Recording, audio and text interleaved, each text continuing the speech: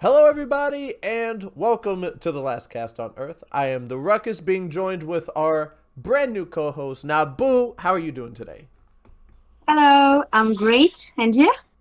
Doing fantastic. It's been a busy day, but we are finally sitting down and getting this podcast thing figured out. So what's it like to?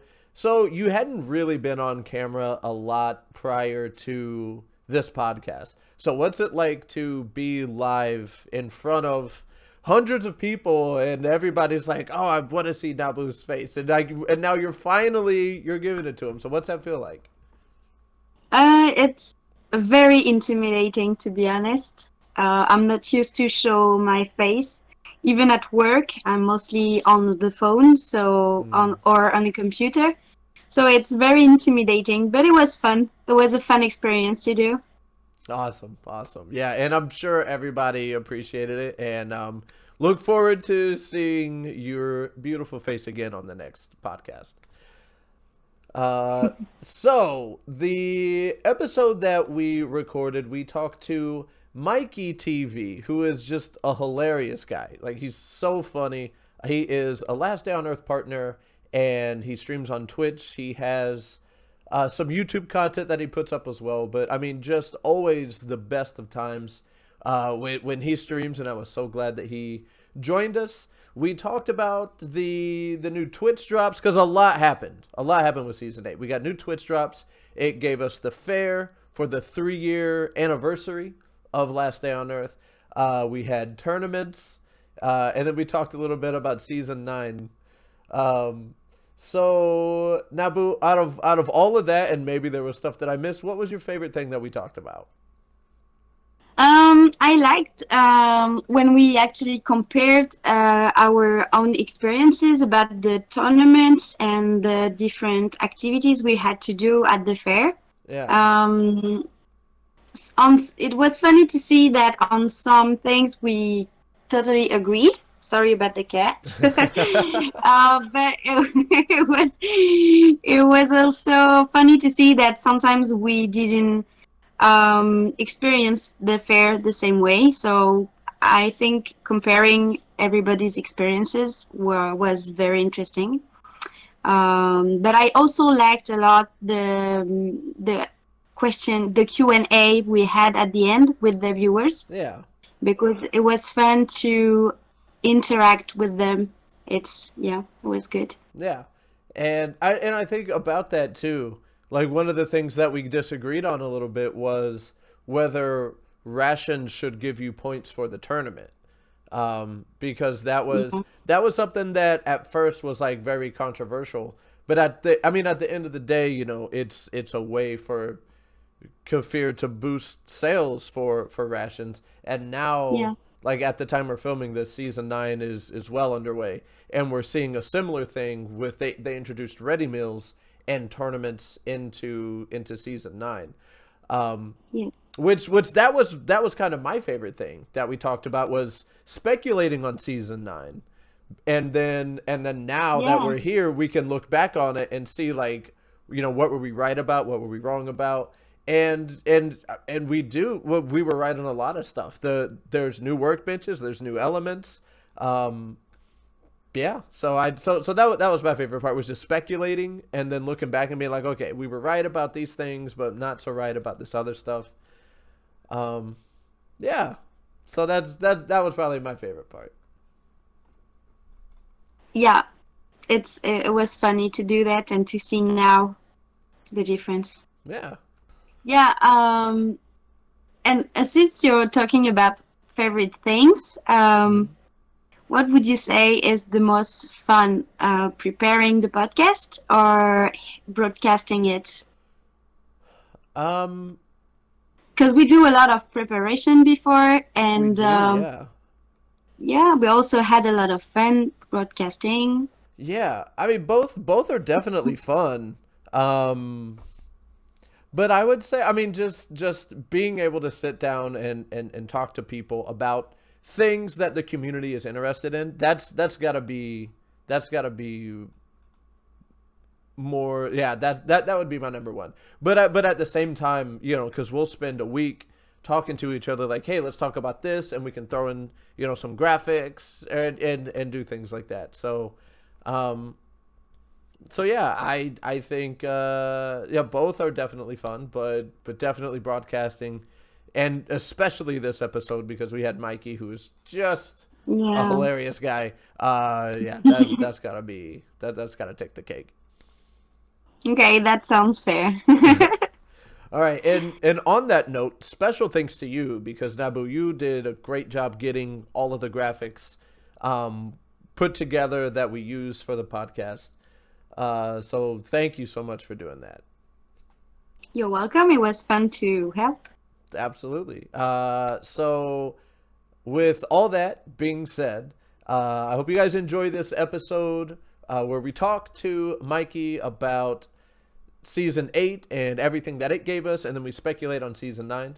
So we're going to get into the podcast. Enjoy. Bye. Ladies and gentlemen, welcome to The Last Cast on Earth. As you know, I am the Rukus. Joining me today is is this your debut, Nabu, on webcam? What? Is this your debut? Is this the first people are seeing you for an extended period of time?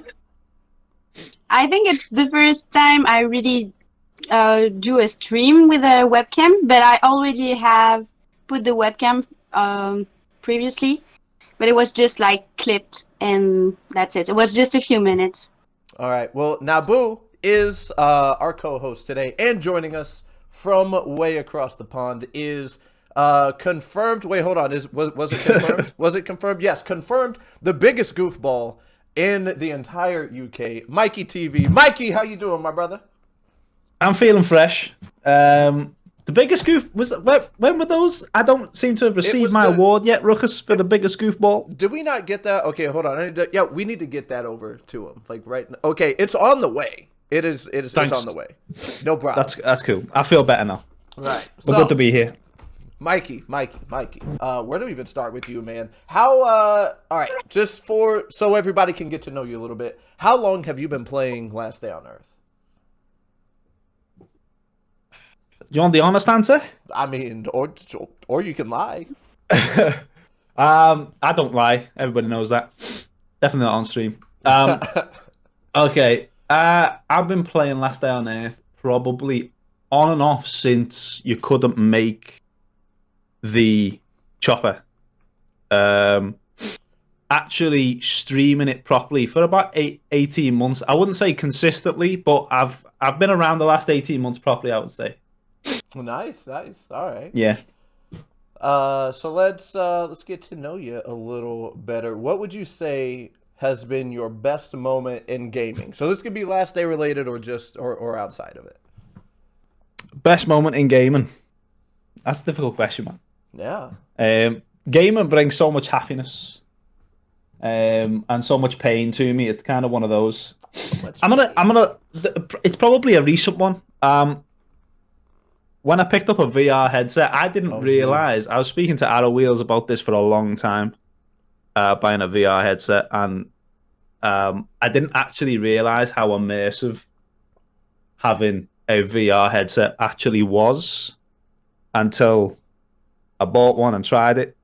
I think there's moves to be made in the VR industry and all that sort of stuff because it's literally the most surreal. It's literally the most surreal thing, I think, when you can literally, it's you, and you can see you move your hands, and it's crazy. I love it. I'm looking forward to the future of VR, me. Well, on that note, so you've been streaming, it's Paranormal Activity, right? This is true. And I know, like, I'm sure other people in here as well, but others have been playing some scares and like some bangs and some spooky noises. What's the of all of that? What is the worst that you've ever been scared? Like, did you like run into a wall or like smack yourself? Like, what's the worst thing that's happened to you from being scared in that? So there's so many. There's so many clips. There's so many clips out there that just don't do I suppose don't do it justice. Last night alone, I decided to. I went to bend down to pick something up in. I can't remember what it was, but I ended up kind of banging my booty on the arm of the chair. I also decided to kick this desk over here. I kicked the desk. I kicked it properly as well. The kneecap was displaced. It felt. And I broke the arrow. There was one time I think most people will remember is when arrow wheels set off. I don't know, just this chain of scares whilst playing. It might have been Outlast or something like that. So it's a scary game anyway. And I ended up breaking my door handle because I needed to go to the toilet. But that was there's been a few. I could run off a list. I'm not gonna lie. There's been a few. Nice. All right. So let's get into the topic. What we're going to be talking about today, everyone, is Season 8, everything that happened throughout all of Season 8. And then, presumably, Season 9 is right around the corner. And we've gotten some teasers. We've gotten some artwork that is supposed to lead us into, or make us think about and talk about what's going to happen in Season 9. So we're going to talk about that as well. So starting with Season 8, Mikey, what was your overall thoughts, like in summary, if you could wrap up Season 8? It was good. I thought it was different. I like the idea of the carnival. I like the idea of the different challenges and tasks that you could do. The fair events. Love the tournaments. I thought the tournaments were a really good way for everybody to. I think the one of the biggest problems that Kafir have had over this seasonal event thing is attracting new players to the event. I feel like a lot of the events or the seasons have been more engineered to more the grinders, the people who have been around a long time. But this one, with the tournaments and I suppose how simple but effective the fair events were, it brought a lot of newer players to them, and I enjoyed them. Even having being the one who's grinded for however long and everything else, it was good. I enjoyed it. It was good. Naboo, what about you? I don't have a lot of seasons to compare with, so I think it was a very good season for different reasons. First of all, because it was very accessible for every level. So even beginners could easily participate. And also because there was like really this, because it was the anniversary season, there was really this fun and, playful atmosphere with the fair and stuff. So I liked that season. And also because it brought you back to the basics with a lot of farming, and that is, well, pretty much the heart of the game. Yeah, and that's what I thought was very interesting, because if you were new, the tournaments weren't necessarily rigged against you, because some of them were just like, hey, go and farm resources or go and kill zombies. So I mean, maybe you're limited by the amount of energy that you have to do the tournament.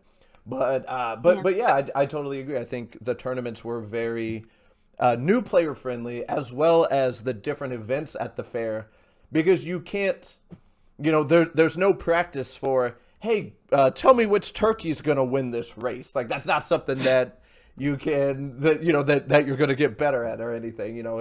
It's all RNG, and we'll get into all of those things later on in the podcast. One of the biggest things, especially for viewers and for people that were that were maybe new to Twitch, maybe brought them to Twitch and to some of the partner streams, were the fact that there are new Twitch drops, as well as the old ones. But but the developers incorporated new Twitch drops for us to offer.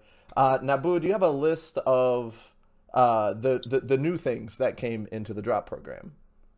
Yeah, sure. So there were like three different dogs: the Eskies, the Corgis, and the Shepherd dogs.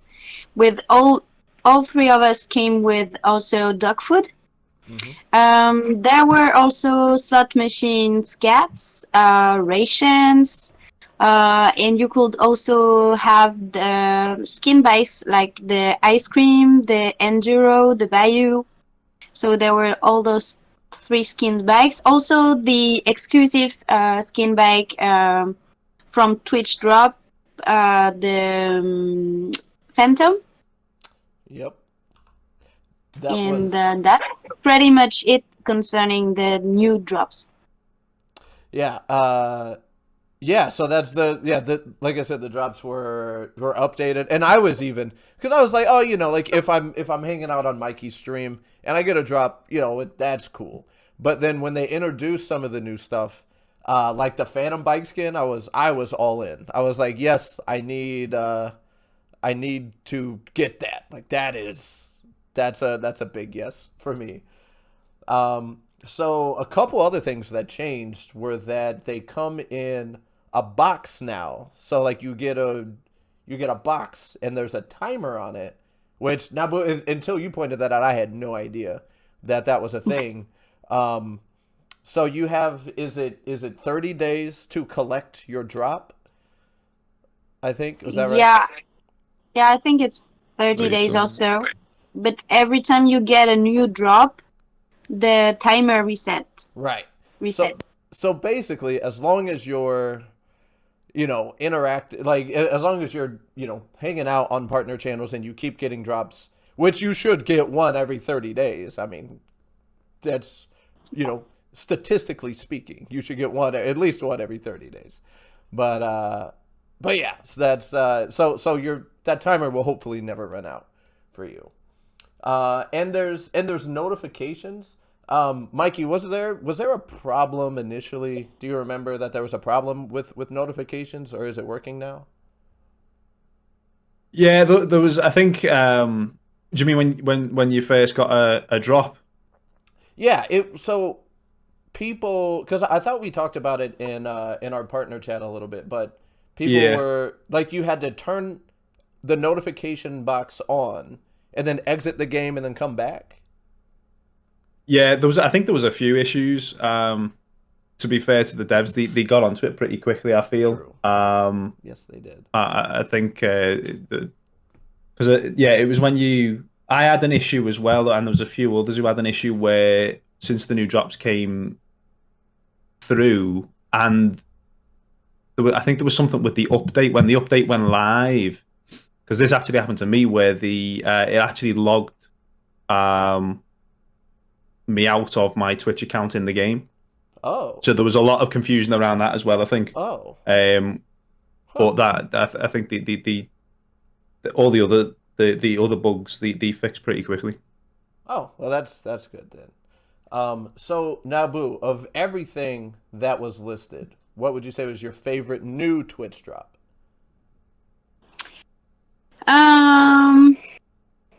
If I have only to pick one, oh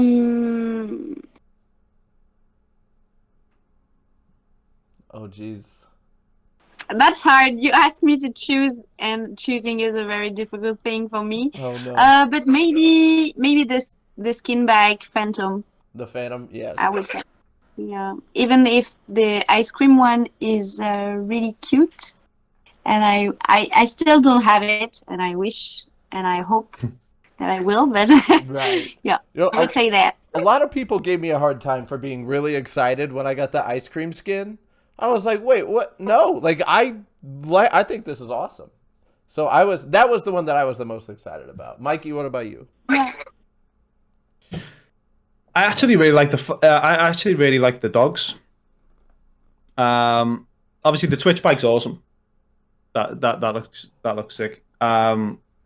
I like the fact that the dogs were in there because I know it gives something even for the the people who have been playing the game the longest. It gives something to do with getting true friend, because I think that's a grind for anybody. Good God, don't get me started. It's ridiculous. So I like the fact that they brought dogs into it, and I like the fact that they brought rations in as well. I like that.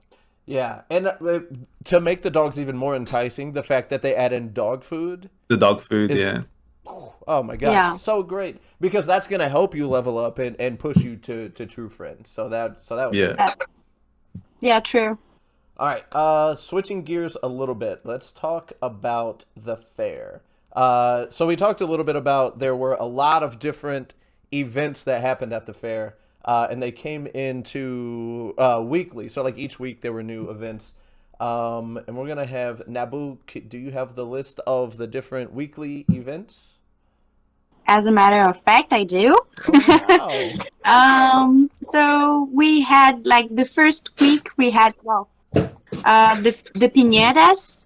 We also had the arena where you could have fights against zombies. Mm-hmm. And we also had the bull, the corrida. We also had the turkey catching, the turkey racing, the fortune teller on the second week, and the last week we had the cap machine, the fishing, and we had the puppies contest. Oh, the puppies contest! I thought that one was maybe the most challenging, but then once you got it, then you got it. What was your Mikey? What was your favorite event out of all 3 weeks? When you say favorite, do you mean which one I could do? Because I had a few problems. Okay, Nabu, you actually witnessed this on. I did a stream at the very time the new, I think it was the week 2 events came out with the turkey races and stuff like that. The turkey catching, sorry. I didn't I do these things, on my channel it's all for science, so I kind of forget what the characters are saying and stuff like that. So I didn't read the word catch the turkey, so I just hop in to this with an M16 and just shoot all the turkeys. And there's me holding my hands up saying, yeah, easy, give me those tickets. And you're supposed to catch the turkeys, not kill them. So hey ho, we live and learn. Yeah, I was actually I wasn't as aggressive as you were, but I was the same. Right. So like I didn't read it at all. I just I get in, and I'm like, all right, I can target these turkeys, and I got like a machete or something, and then this dude runs in, and I'm like, why is this dude over here punching these turkeys? I was like, fine, yo, you want to punch turkeys? I'll punch turkeys, and we're just like duking it out. Punching these turkeys together. And then I realized I wasn't getting points. And literally, my entire chat was like, read the instructions. Yeah, And then the second time, the big monster turkey was out. And I was like, all right. In the words of Mikey, this is dumb. Yeah, that was dumb. See, I actually thought there might have been some sort of leveling to it. A bit like the... So I was thinking, right, he gets to use his fists and stuff like that in the first one. I'll just kill them all. And then maybe he gets a gun in the next one, or a machete or something, and then it kind of gets a bit saucier. But no, I completely read the situation wrong. Doesn't happen very often. All right, Nabu, what about you? What was your favorite or least favorite? Or maybe both. Your favorite and least favorite. I think my favorite was the arena, because it was really easy if you choose the Megan to earn some tickets. But I also liked a lot the turkey catching thing.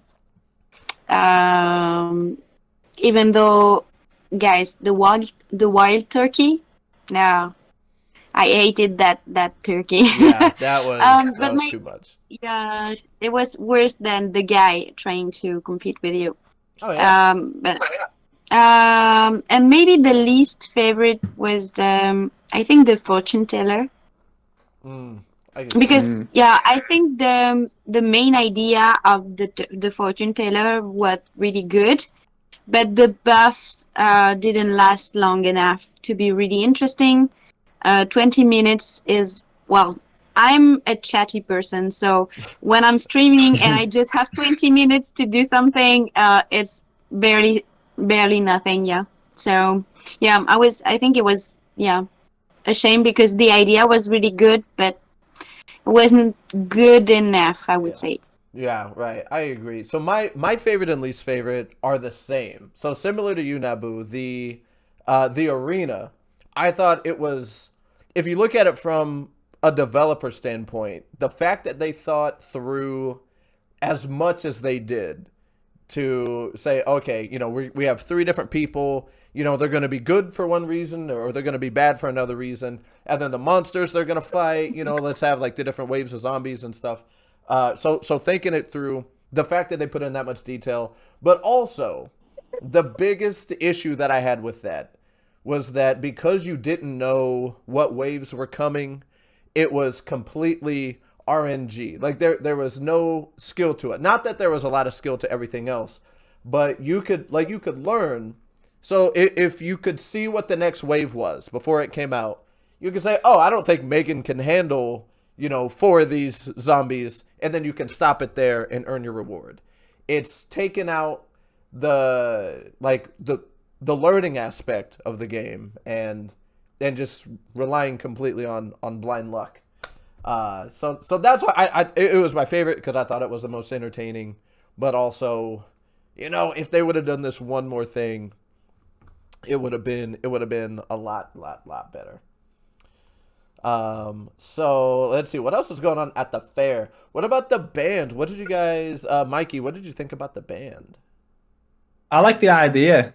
Again, it was something different. You can tell they've put a lot of time and effort into the thoughts behind, you know, the carnival and stuff like that. And yeah, the band, I liked it. I thought it was a good sort of addition. But I'm always, because I think sometimes I think about it like we've discussed this before, Rukus, about, you know, some of the amount of time the devs will spend on creating these things, for them to take it away in like 30 days, it kind of seems a little bit. So the investment in doing something like that for season 8, I love the idea, but make it permanent. Yeah. Keep it in there or something, you know. Yeah. But I liked it either way. It was good. We had Native Firestar says the music was awesome. Now, Boo, how did you like the band? I love the idea of the band, the concerts. I think it was really in the same idea they wanted to give of a season in between with fun and competition and stuff. Mm-hmm. So I think it was a really good idea. And I also think that they should do something kind of permanent like this. Like use this opportunity to make it like, I don't know, like a broadcast from the radio of the band playing or stuff like that. Because I know even though it's the apocalypse, it kind of would make sense that some people would use the radio to broadcast some music to cheer up the minds. So yeah, I loved it that much that I think they should make it something permanent about it. Yeah, and that was the thing with me. I was like, oh, this is great. You know, it's something fun. You don't benefit in the game from there being a band, but it's just something new and something different that they put in. That it really, like, it separates. It shows the level of quality that they put into this game. Because keep in mind, this is a mobile game that we're playing. Yeah. And the fact that they're like, oh, hey, let's throw in a band for a month, and I was just like, oh man, that is absolutely fantastic. And then somebody else said something in the chat about the drunk guy walking around. I absolutely loved, because he would say different things depending on where you were at. But when you're flipping caps and he walks up and he's like, anybody want to play spin the bottle?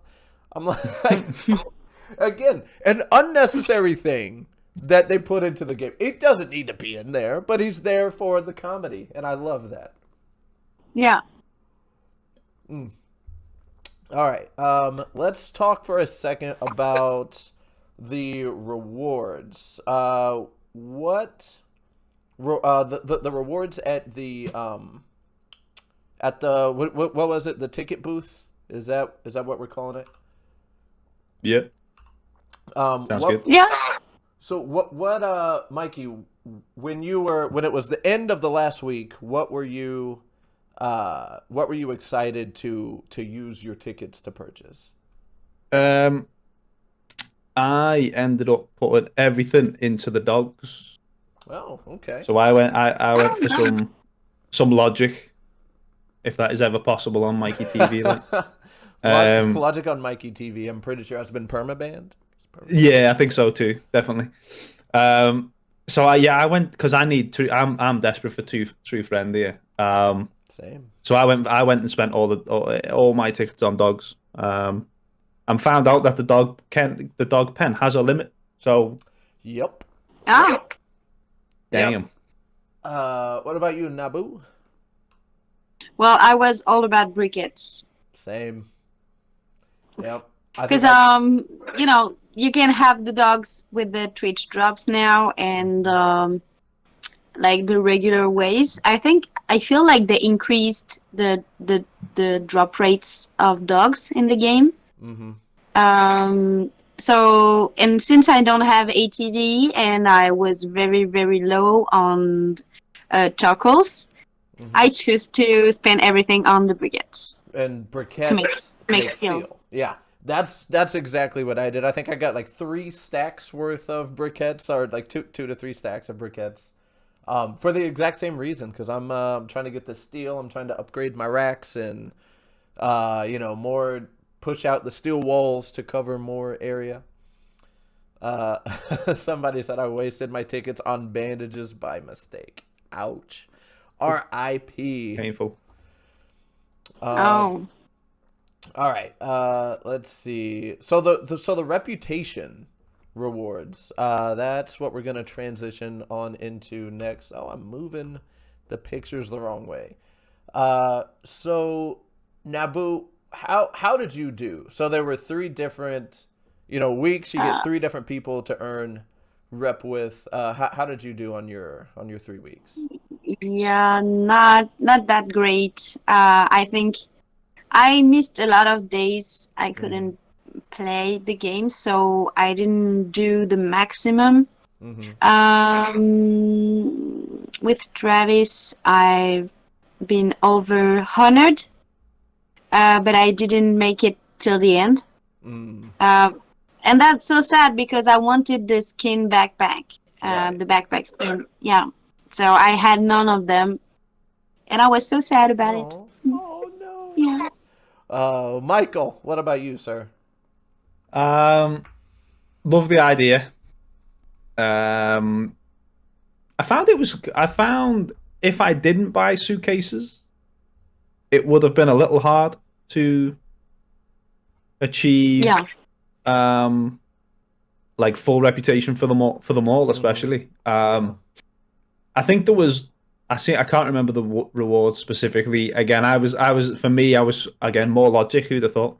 I was focusing on anything for the ATV. So there was a gas cylinder in one of them, and then some batteries. So I was focusing on those guys. But I like the idea. It was kind of a side story, if you like, to work towards. So I like it. It was good. Yeah, the gas cylinder was Hannah, the week 2. Yes. Yeah. Yes. And yeah, so I thought it was like it was a little too how much reputation you were getting. It just seemed too ambiguous. Because what was the season? Yeah.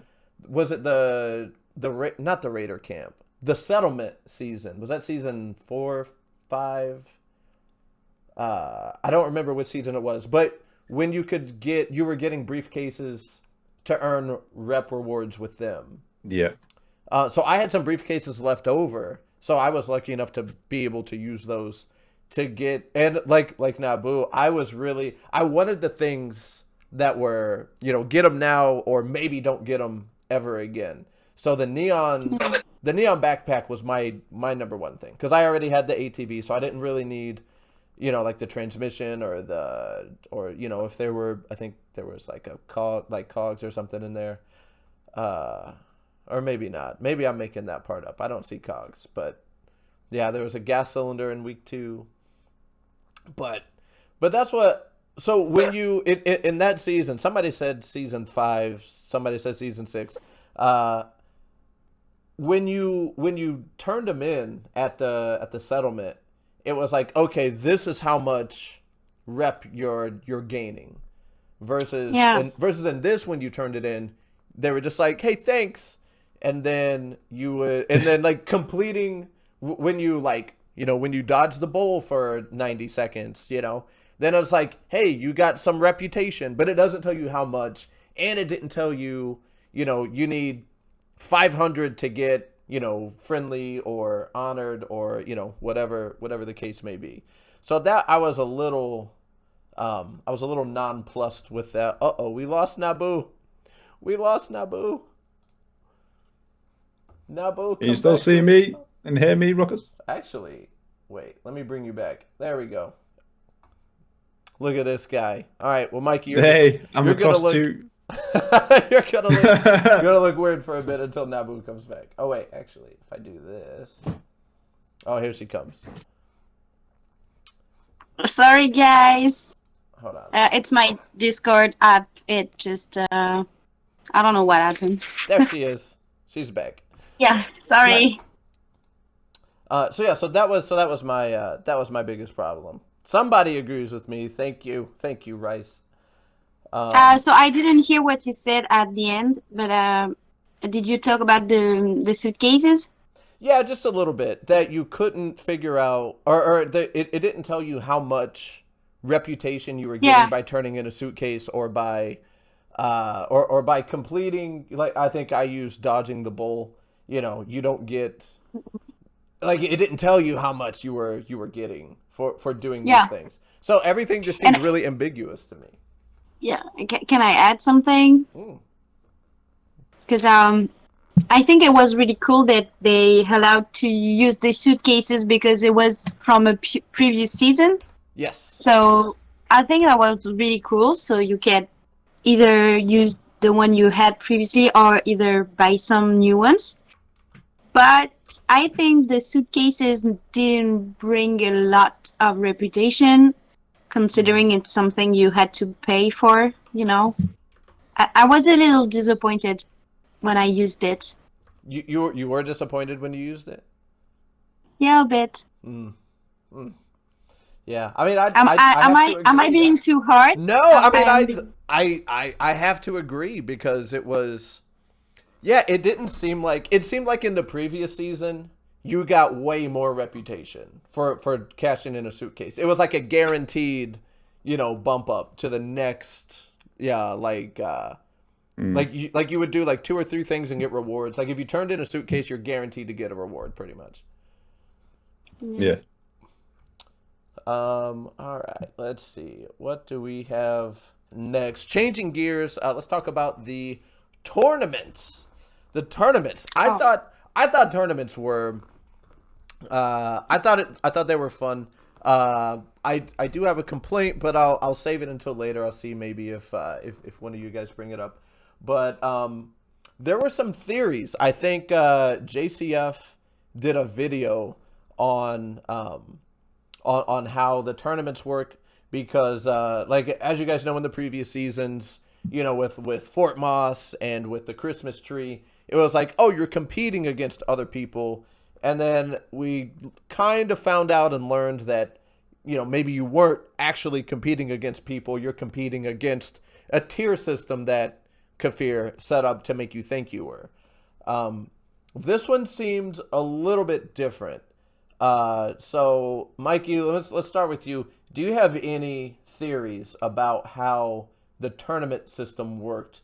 And, as a follow-up question, do you think there was a trick to winning? I genuinely I was sold and I loved it. This is my ego talking. I loved it. The thought of actually being the tournament was happening against other people at that time. Mm-hmm. Now, whether it was actually, I think there's, as you said, there's loads of things going around to say how it actually worked. It either makes sense to me because I remember a couple of times where, see, my trick to winning was rations. Quite often on stream, there was one time I think I was telling everybody just send the message to these guys, tell them to go home, go to sleep, because this tournament's mine. Because I put like I overdid the rations, and you know I had like 100 and nearly like 200 tournament points. It was completely ridiculous. But someone actually obviously used rations as well, and I was thinking, whoa, like what? It has to be real. It's a real life boy. What? Yeah. So I was because there was all that talk around whether it was actually real or you know, there was some sort of algorithm in it that made it competitive to your particular tournament. However you carried out the tournament, whether, you know, depending on your points. But then there was times where I used rations and I got, you know, 150 points or whatever, and then the next closest was because all for science, the next closest may have been 60. But then other times there was someone who also looked like they used rations, and it was close or much closer. Interesting. But I love the tournament. I love the tournament. I think it was you know, we said at the start that it really allowed all players to participate and get involved and win prizes, which I think it was a great idea. It brought some balance to everything, and the top prize was you know, really good. Some of the rewards were really good. And especially lower down, which I also like, but I disliked at the same time, but this is me being greedy, was the copper. I wanted copper in the top tier because copper's quite hard to get, but the fact that they put them at the bottom, I feel like copper's one of the hardest things for some of the newer players to get. So it was a good balance. I liked it. Yeah, I do like that they added in another way to get carbon if you win. You got a carbon component. Absolutely, yeah. Nabu, what about you? Do you have any theories about how the tournaments actually worked? And was there, in your opinion, a trick to do it? So at the beginning, I really thought that it was completely random IAs. But then I had a lot of feedback from other players. I mean, I never had a competition with anyone winning the tournaments with like 200 points. Yeah. Because I wasn't rushing so hard. I think there was like kind of a balance between your progression and the others. Mm-hmm. But yeah, just maybe. I'm not really sure, but just maybe I think it could be like kind of you obviously you were not playing against real players because this is not possible here. Right. It could have been maybe in Sector 7, but not in the regular game. But maybe it was just like kind of images of other players doing the tournaments. I don't know. Quite really, I'm not really sure of anything. Just that it wasn't real players. Right. So in real time. Yeah, the theory that I heard, and I kind of wanted to test this because if you had a tournament that was pending after the season was over, then you could still you could do that tournament. So I waited, it was like 3 or 4 days after the end of the season. And I was like, okay, let me start my tournament now. And if other people are getting points, then we're going, then I mean, what are the odds that I'm starting a tournament at the same time that 9 other people are starting the same tournament 3 days at the end of the season, right? Yeah. So, So I do this, and I see other people getting points, and I'm like, okay, this has got to be, this has got to be like staged numbers or like they're fake people. The theory that I heard was that they were actual players' scores that were gradually going up as you were. So like if somebody finished a tournament and they had 50 points, so like every 5 minutes they get like 3 points or 4 points, so their scores are progressively going up. That's the theory that I heard. So you're not playing against them in real time, but you're playing against scores that they actually got. But then it's like, well, how did they come up with like the very first tournament? How did they come up with those numbers? I don't know. And then I also heard a trick that I don't remember who was saying this, but I tested it and I don't think it was true. That if you do nothing for the first 50 minutes of the tournament, that the numbers are lower. So then you just grind out the last like 10 to 15 minutes, and then you just shoot into first. I tested that and I don't know. What do you guys think, Mikey? What do you think about that? Yeah, you know me. I go to the scientific end of the more extreme to see how many how many points I can actually waste for the whole, one tournament. That's kind of the the route I went. But, Second the place funny has thing 12. I'm going to have 200. I'm going to have 200, yeah. So I need to make sure I make my stamp on the tournament scene. Do you know what's funny, though? Now you mention that, I actually still have the tournament icon on my... on my game. Of course you do. So, of course I do. Oh my god. So we're next stream we'll fire up a tournament and see what happens. God. Anybody else? Anybody in the chat? If you guys have tournaments still pending, just hit me with a 1 or something to let me know if you still have a tournament pending. If not, we're all just gonna shame Mikey. Oh dear, great. Let's see. So okay, so. You mentioned this, Mikey, so I want to bring this up, and let's see. Oh, we are getting some ones. Beezy and Zarthornium are both saying. Quinny says no because I actually play the game. See, okay. I feel the cold already. Quinny. All right, so new question. So question for the chat, and Naboo, we'll start this question with you. Let me see. How about a 2? Show me 2s in the chat. If you think that rations should have provided points, because it did seem for the people that wanted to, that wanted to use rations, you just use them and then you can just win very easily.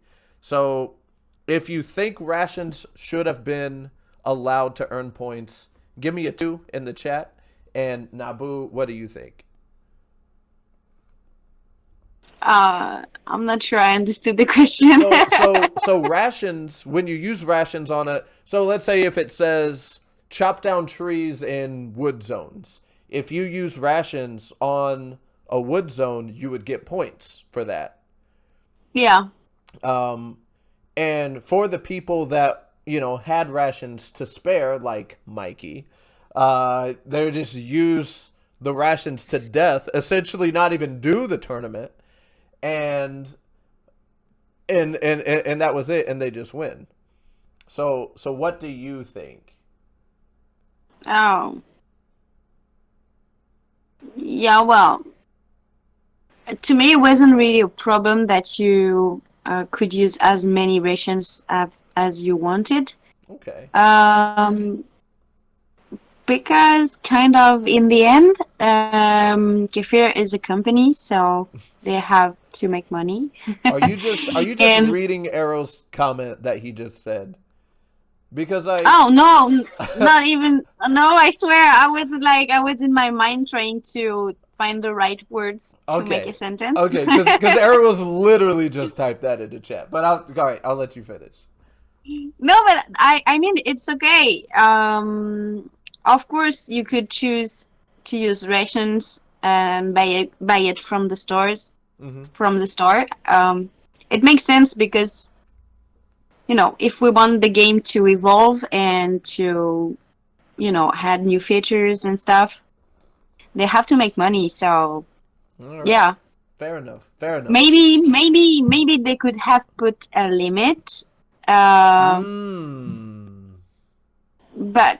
I don't know if this would have really changed anything. It depends on the limit, I guess.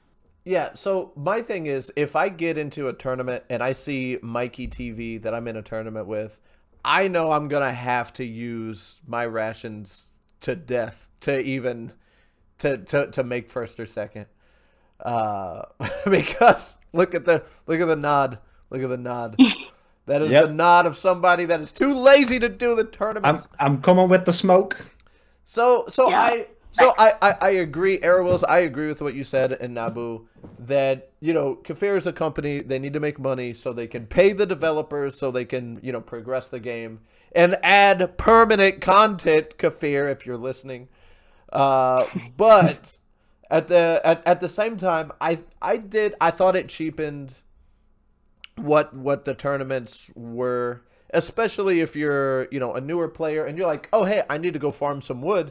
And this tournament is telling me to go farm some wood so I can kill 2 birds with 1 stone and get some cool prizes at the end of the day.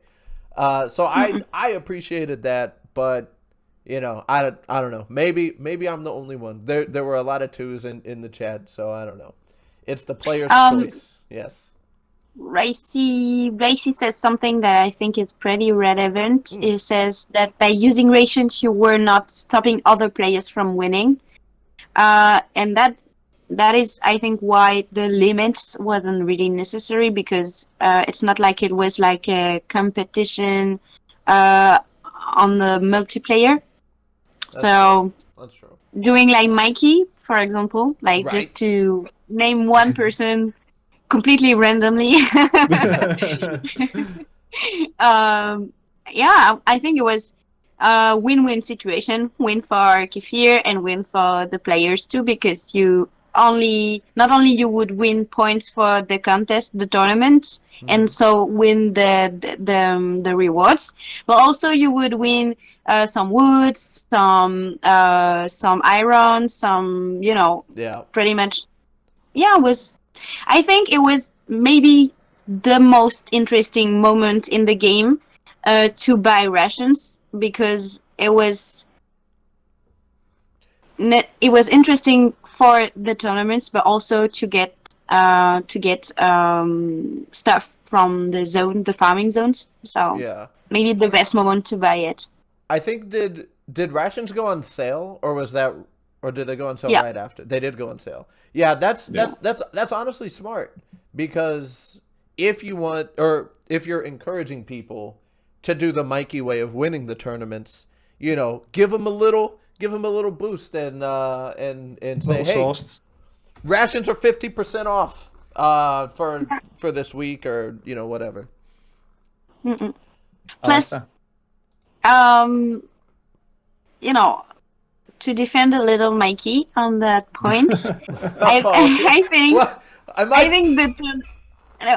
think the tournaments were great, but at the beginning it was super cool. At the end, it was very long, an hour long. Yeah, maybe it was a bit too long. I don't know. So that was just about to be what I was about to ask. Was do you guys think that an hour was the correct amount of time for a tournament to run, Mikey? So for me, it didn't matter at all. It didn't matter. I was done in like, I don't know how many times can you use rations on a farm area. I don't know. Like, I was done in the first 30 seconds, so I'm ready to move on to the next tournament. But that's you. So an hour was too long. Maybe half an hour would have been okay, but we'll I don't know. It's one of those. I get why. I suppose they did it for an hour. And when you think about the newer players, it gives them a reason to grind for and farming, which quite often, obviously, they would go for an hour or so. Which, again, it gets them into as Naboo you said before, the basics of all the farming and killing the new zombies and stuff they put in. So I think half an hour would be better. An hour was a bit too long. Right. Yeah, I would have to agree, because before you said that, Mikey, I was prepared to say exactly what Zarthornium just said in the chat, that 30 minutes is perfect. Because that's what I was saying. I was like, why are these an hour long? Like, just do 30 minutes and everything's fine. And I lost sight of the fact that new players, maybe they don't have the chopper. Maybe they don't have, a ton of gas that they can put in, or, we've been playing this game a while, Mikey. We got energy drinks. We have, gas in the inbox. Yep. We have all of this stuff at our disposal to help us get to all of these zones. And if you're a new player, maybe you don't even have the chopper. You gotta walk or run everywhere. So you are more limited. So maybe that's why they made it an hour. So it's more fair. Yeah. So, my thought exactly. Yeah. So I will amend my answer to, for me personally, 30 minutes perfect. But for the grand scope of the game, I can see why they did an hour-long tournament. Nabu, would you agree or disagree? Yeah, I agree. Cool. So how long does it take to go from a zone to zone? Is it like 15 minutes to walk it if you're out of energy? I think from your base to the red wooden zone is like 20 minutes or so. Yeah, right, okay. That seems about right. So I think for a tournament, when you're nipping between, zone to zone, if you just go zone to zone, I can't remember exactly whether it's 10, 15 minutes, something like that. Right. But you can see why if someone's got no energy and they're trying to do a tournament, I suppose, as you say, that's where it comes in to say an hour, because someone who doesn't have any energy, they be able to farm 2 zones in half an hour, pretty much. Right. Mm-mm. Okay. Let's transition on now and talk about the season pass. Let's see. Do we have a picture, Nabu, of the season pass? We do. Season 8, Crazy Fair. So Nabu, what was your overall impression of the season pass and the rewards that you were able to get from that? Well, I think the rewards were very interesting. Mm-hmm. But I'm so sad because I couldn't finish the season pass because of myself, because I as I said earlier, I had days I couldn't play, and that got me some delay, some late that I couldn't catch up after all.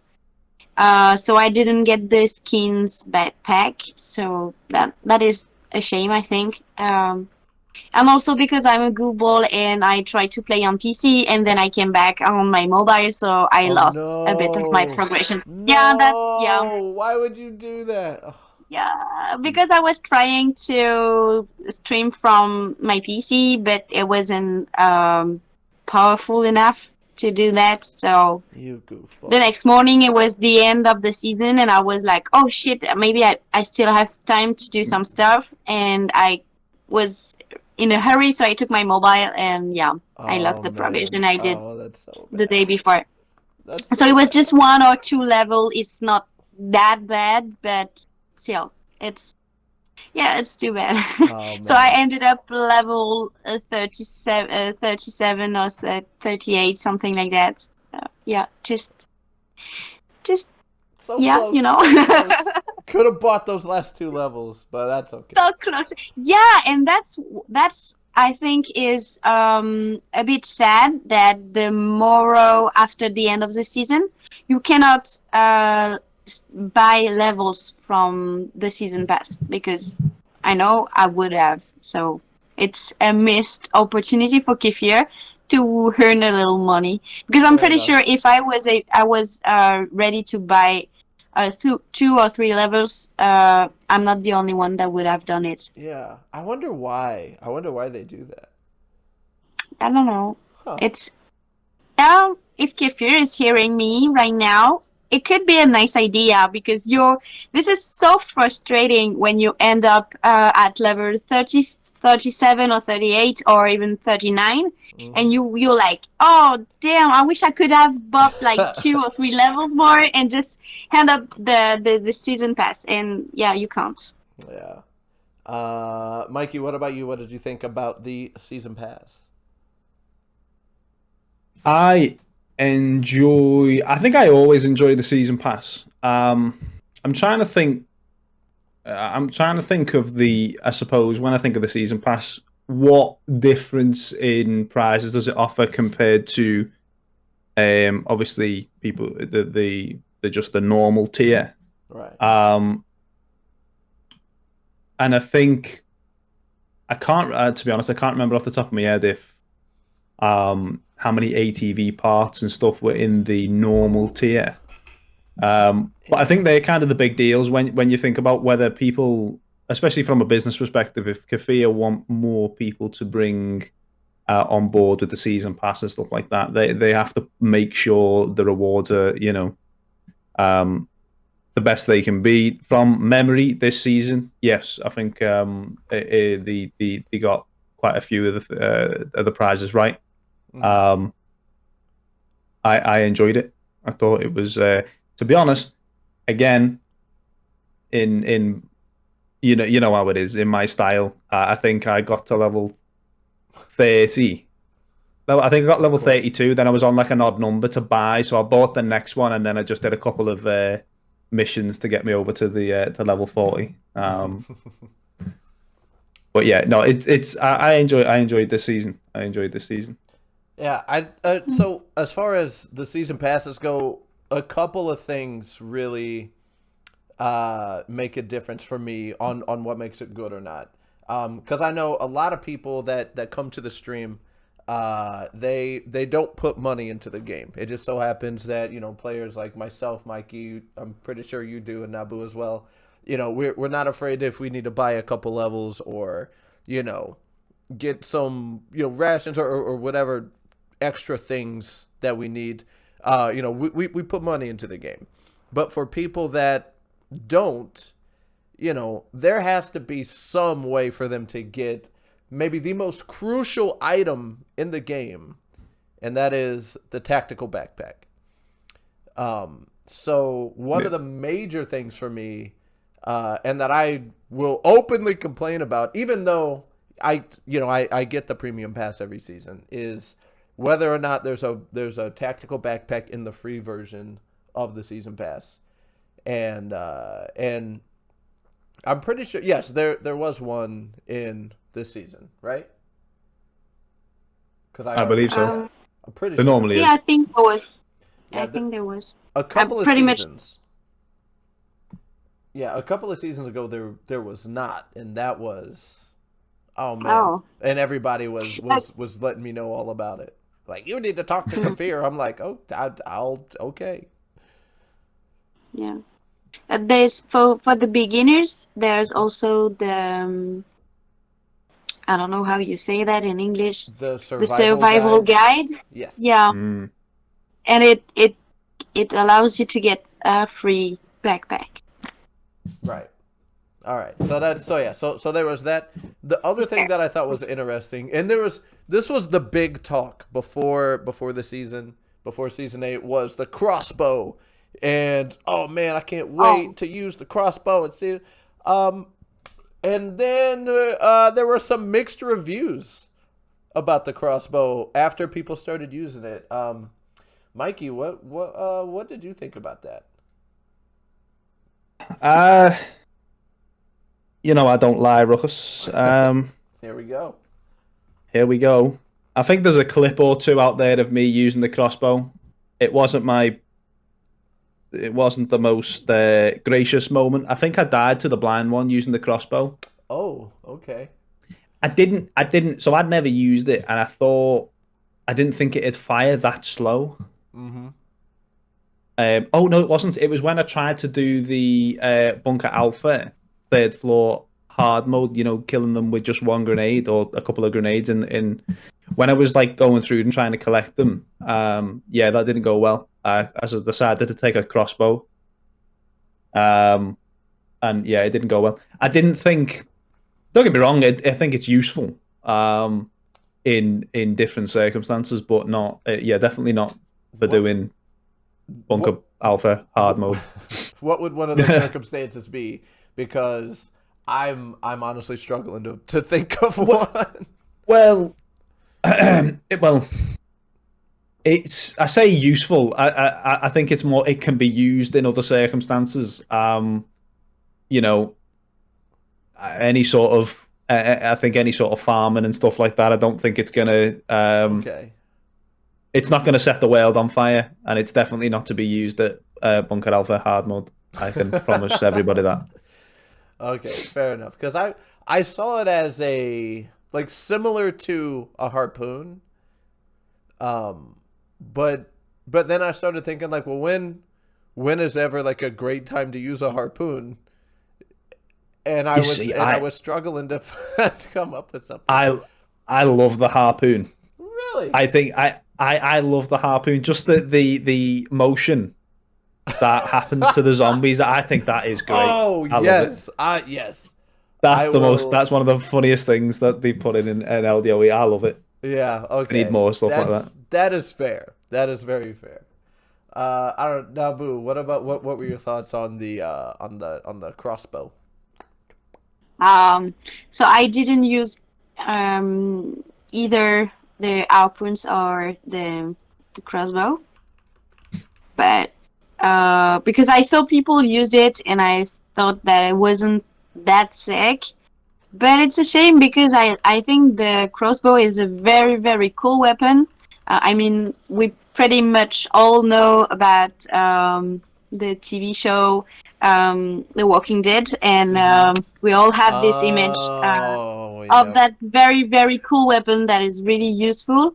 So I think it's a bit a shame that, yeah, it's just like a unique weapon that you can't have anymore and that you can't upgrade. I mean, you cannot have mods on that weapon, because I think if we could have mods on the crossbow, it could become like a very sick weapon. And yeah, it's not. So I'm just using it for decoration in my base, and that's all. Decoration in your base.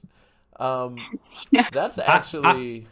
Go ahead, Mikey. Sorry, Rukus. Just on that, I think that's a good point Naboo makes. If the way, I think this is, the way it'd have to be for the Winchester as well. They need to do something with the Winchester. Mm-hmm, absolutely. It'd be so awesome for like an active skill mod on the crossbow or something like that. To when you fire it, if a zombie's close to a wall, it pins them to the wall or something like that, and then you can. I think that'd be so sick. Good. Something along those lines. Poison arrows or something like that. Or poison arrow, yeah. Wow, that's actually, I love that pinning idea, and the poison idea, like to put some kind of a bleed effect or a flaming arrow, where it gives them a burn effect. Sick. Oh man, it'd work a bit like the flare gun. Is somebody in the chat writing this down? Because we're writing an open letter to Kafir after this. We're like, okay, here's how you make the crossbow a viable weapon in the game. And oh my gosh, that's fantastic. Would be sick. It would be really great. But yeah. Wow. So yeah, the harpoon on the other end. I don't know. Well, I would. It's like. Nice to have it, but not that super useful. Yeah. It's like more of a unique item, and then that's it. Yeah, it's like a shotgun that you can't mod is kind of the best way, or the best way that I've heard it described, and I would agree with that. It would have been cool if we would have been able to fish with it or something like that. I don't know. Oh, that would be so cool. You're guaranteed to get a goldfish if you use a harpoon. Oh my gosh. Open letter to Kafir. Yeah. Let's go. All right. Where are we at? We are getting way sidetracked right now. Okay, so that is all that we have for Season 8. Let me post this in the chat again. I see some questions coming in. If you guys have questions, we're going to answer them at the end of this next section where we're going to talk about Season 9. So, Season 9 looks like it's going to be just like a huge Sector 7 expansion and update. And I'm really excited. Mikey, I know you are because you have like 3 clans now, I think. They're taking over, the fairy gang is taking over the world. Oh my gosh. So before we talk about the update, because I know there may be some people that don't do Sector 7 or they're not in a clan. So Nabu, have you done much in Sector 7? I know you said that you were forming your own clan. But have you done much in Sector 7? And if you have, what are your thoughts on it? I never. Actually, I'm below the level 150, so I can't access the Sector 7 yet. Oh my god. Yeah. Oh, yeah, man. I'm a newbie. I'm a newbie on Ldoe. You know, I'm only playing for, I don't know, maybe 3 months now. So. Oh jeez, I was Yeah. max level in 3 months. You goofball. I don't know. Maybe I wasn't, but I'm just saying. You're just bragging. I'm just saying that to make I'm you level feel bad. 131, so that's not that bad. I'm just trying to make you feel bad. Yeah, well, you can't bring me down. You can't. Fair enough. So Mikey, what about you? But okay. Oh, sorry. I thought you were. You wanted to go, Nabu? No, but I didn't play myself, but I watched people play it, and it seems cool, but it seems like, yeah, definitely it was about time that they do something about it and add new features and new content about that multiplayer thingy. Right. So yeah. So Mikey, the Sector 7, man, you've been streaming some Sector 7. Absolutely. So what do you think about it pre-update? So before this new stuff happens, what are your thoughts on it? There's just nothing. I like the idea and the premise of what's happening, but there's nothing really there. There's nothing to work towards. Once you've done your, you've made the tables and stuff like that, the fairness, whatever. Once you've done that, and then all you have then is really to complete the missions. There's no reason to farm. There's no reason, again, once you've done all the tables and whatever else, there's literally nothing else after that. Mm-hmm. And that's what they're missing. They're missing some sort of some reason to actually grind Sector 7, some reason to do something. Like even in, there's no, I know even in the normal game itself, there's not necessarily an end goal to anything, but the grind is all around your base and building the base up. And then now they brought the seasons in, so they're adding things to it. And then, fingers crossed, comes the permanent content. Mm-hmm. But for them to make, because I think that is kind of a big thing Kafir are missing, is that multiplayer aspect. Because not as dumb, that's the wrong word. I use dumb far too often. Sector 7, especially over the last streams, I was thinking about, what could I for streaming? How long am I going to be able to actually stream us playing Sector 7? Turns out you can do it actually, about, I think we did like 5 streams that were about 3 hours each playing Ldoe, most of the time probably in Sector 7. Yes, I died a lot and may have killed some of my teammates. Maybe. I believe that to be true. Yeah, well, there's a few myths out there, but it turns out you can have quite a bit of fun with your friends, and I think that's exactly what it's missing for this. For I think to take the game to a next level, you've got to have bags of content in that multiplayer, where you can sit and play with your friends and actually use the clan, to be a sort of crucial part of the game. But at the moment, there's nothing there to, work towards. And hopefully this update will bring something to it. Yeah. Fingers crossed. Yeah, that was we got to the point in our guild or in our clan. I say guild because I grew up playing World of Warcraft, but in our clan, we got to the point to where anybody, like if we had a group of 3 people on and we lost Naboo again. Naboo. Oh, not my face, not my big face again. There we go. Oh, we're back. We're back. Sorry, I don't know why Discord is having issues like that. Sorry. That's okay, goofball. But yeah, so in our clan, we got to the point to where if there was any group of 3 people that wanted to do the miner, like we were geared, we were ready, we went and we killed the miner, and then that was it. That was all we did. And that's the hardest thing to do in the game, and then we get the gear, and then it's just like you said, Mikey, it's like, well, what's next? There's nothing else satisfying. It's we beat the hardest part of the game. So that is, I think, the biggest hope for what the update is, or what the update is going to include. And I will say that the last update that they did, where they moved everybody to the crater, they designed it to where they can build and build and build on this, because there's all of those booths that are empty right now. You got there's like a mechanic that you don't know what he does. There's somebody that is coming in and talking about the top clans will get rewards for something. So that says there's going to be maybe not a PvP aspect, but a clan versus clan, earning points and something like that system that's going to be implemented.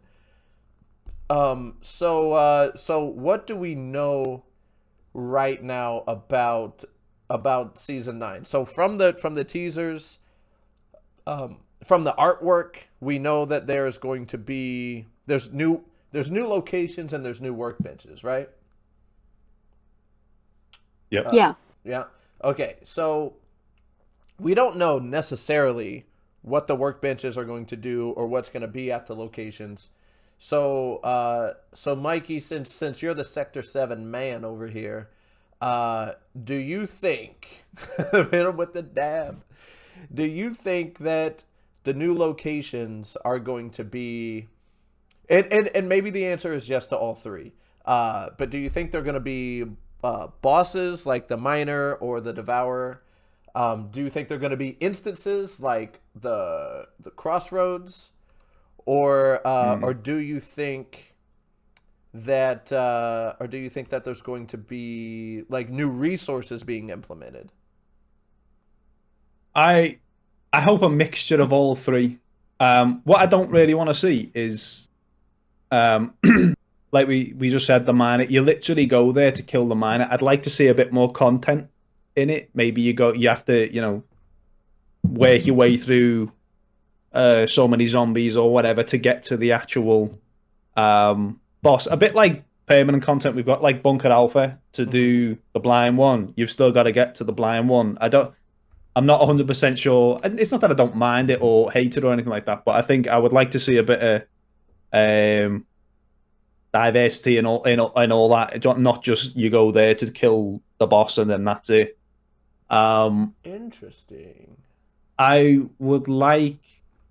I hope there's aspects of all 3 in them. Again, for any sort of, for this to add loads of play time to the game, it has to be I think for me it has to be a bit in depth. The fact that they're talking about, as you say, the clans stuff, there's going to be sort of almost a PvP or a clan versus clan type, not necessarily game type or anything like that, but even something that you have to grind towards as a clan, and Confia then can make a decision on who's the winner and whatever. That really has to be worthwhile, and it'd be interesting to see how the publicize all that, whether it's actually like tournaments in the game, so your clan has a tournament thing. I don't know, that could be a thing. So your clan has to do so many things or collect so many of these or whatever. I think that would be interesting, or whether it's just a Discord thing and the present the prizes with the clans through Discord, or set the clan challenges through Discord. Who knows? But I'd like to see everything in all three, or whatever. How many? 4 or 5 locations, maybe. Yeah, that's from the map. I can't remember from the teaser trailer, but I'd like to see, them all have some aspects of what you mentioned, because it needs it for this update to work for me.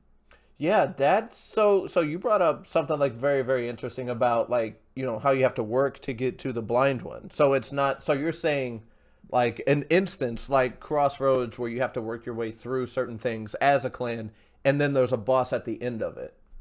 Yeah. That would be so fantastic. I would love that. Cuz I was when I was typing out the questions, I thought, okay, like there are zones that are bosses, and then there are zones that are instances. But you're saying like combine them. I think that is brilliant. That is absolutely brilliant. I think it adds a story. I suppose it adds a story to it more than just being, you're going to kill a boss. Now, that makes it far... I don't know why I'm saying that, because that makes it far more difficult for me. And if you've seen the last stream of when we had to go to and visit the miner, it didn't go particularly well. No. So me having to deal with other zombies and other things isn't exactly great news for me. But I think it needs that extra aspect. Yeah, it needs to be a challenge, and I know because I was there coaching your team as you were attempting to kill the miner, and and it was an odd combination of fun and frustrating at the same time.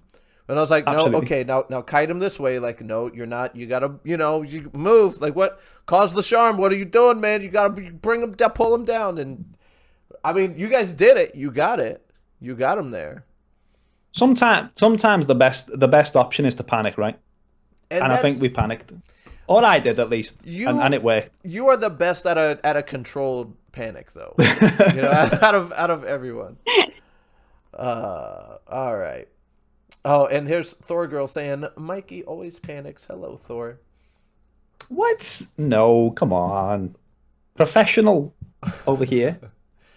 So one thing that I would really we need some wild accusations. If you're looking at the screen, we got some new workbenches, and we don't know. Do we know for a fact what they do yet? Because I don't think we do.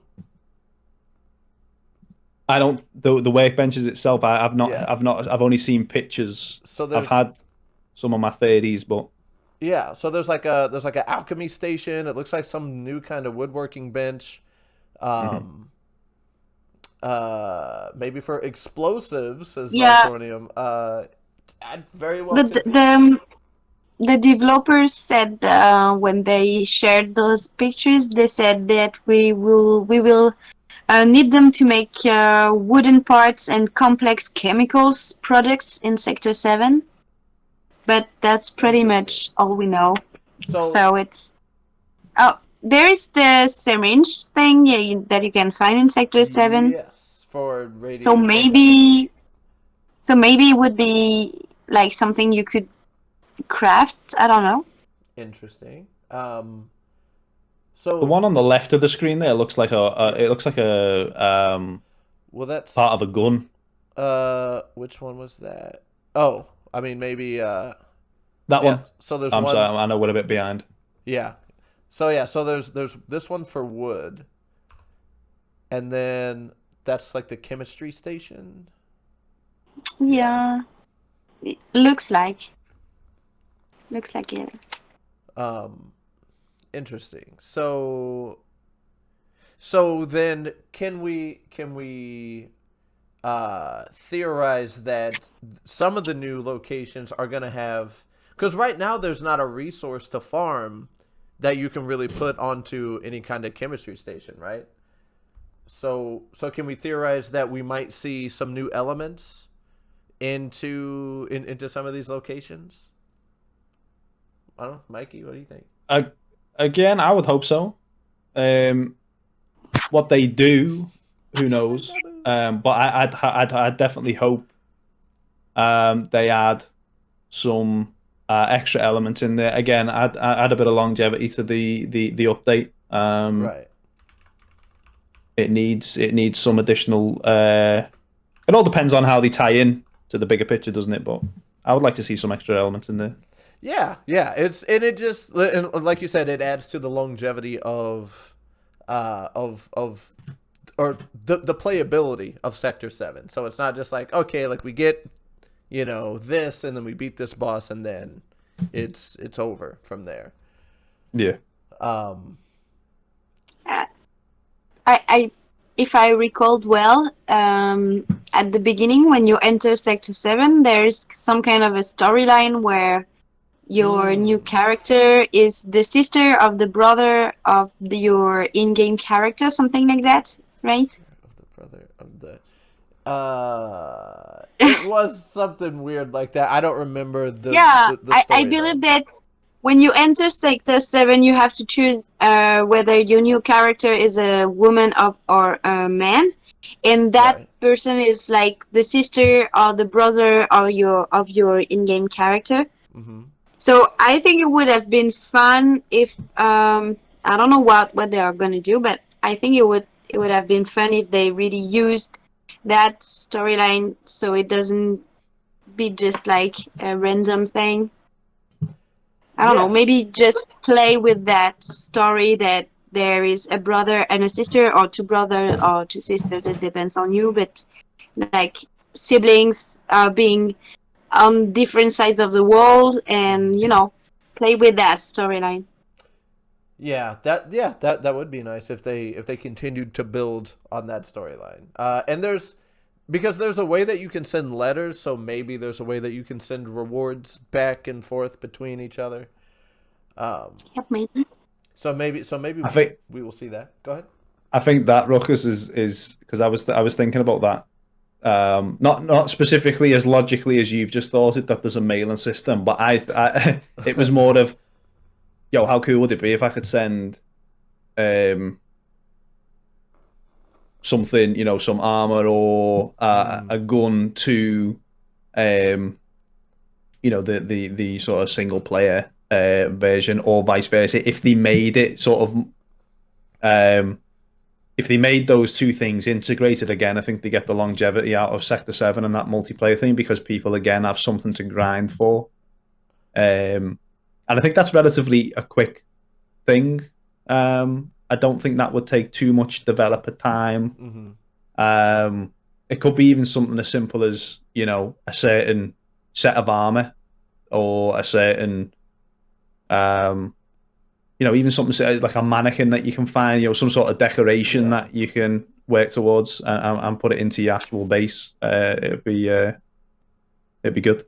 So, Liz Kicks just said, so I was about to throw out some wild accusation, and then Liz Kicks just said exactly what I was thinking, was what if that's where we're going to get our new elements from?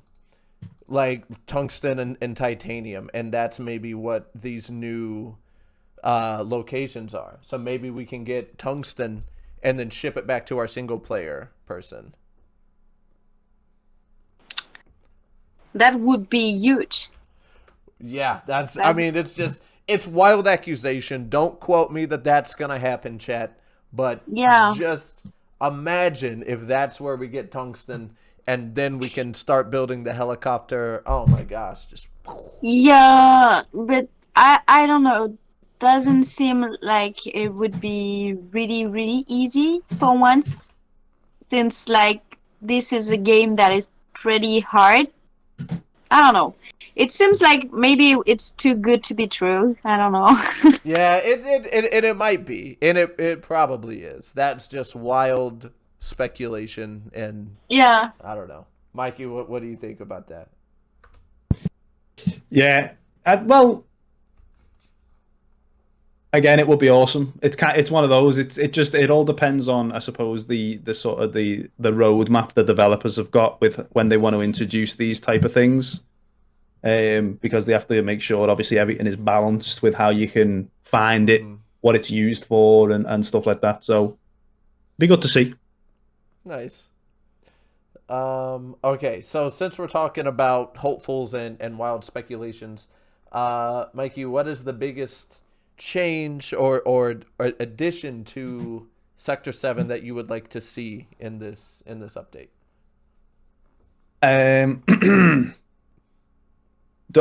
I say one, or can I throw a few out there? If you have more, then let me crack another beer. So let's. What do you got? I got clan storage. Needs to be like, you can fit more in a tactical backpack than you can in the clan storage. What is that? Come on. Fair enough. Play the game, brothers. Yeah. I would like to see again, storylines, some sort of, make this. I think this is a huge, one of the biggest updates they will have made, and it needs to hit the mark, especially if they want to expand everything and pull that playability into multiplayer. So some sort of, as you said, Naboo, a storyline or something that you have to work towards. Clan sizes. I want to take over the world. I don't want just 10 people. Oh my god! Here we go. But that's me. A bit couple of things, but yeah. So the because I posted not about the clan size, but I posted in our partner chat, when was this? About a week, not even a week ago, about one of the hopefuls, and that I would back up is increased clan storage. And one of the responses that I got was that everybody was, or not everybody, but everybody that tried and put in the work, they were able to go to the miner and kill the miner and do all of the content without having, with only having a tactical backpack worth of clan storage. So, I ask you, Mikey, what is your response to that?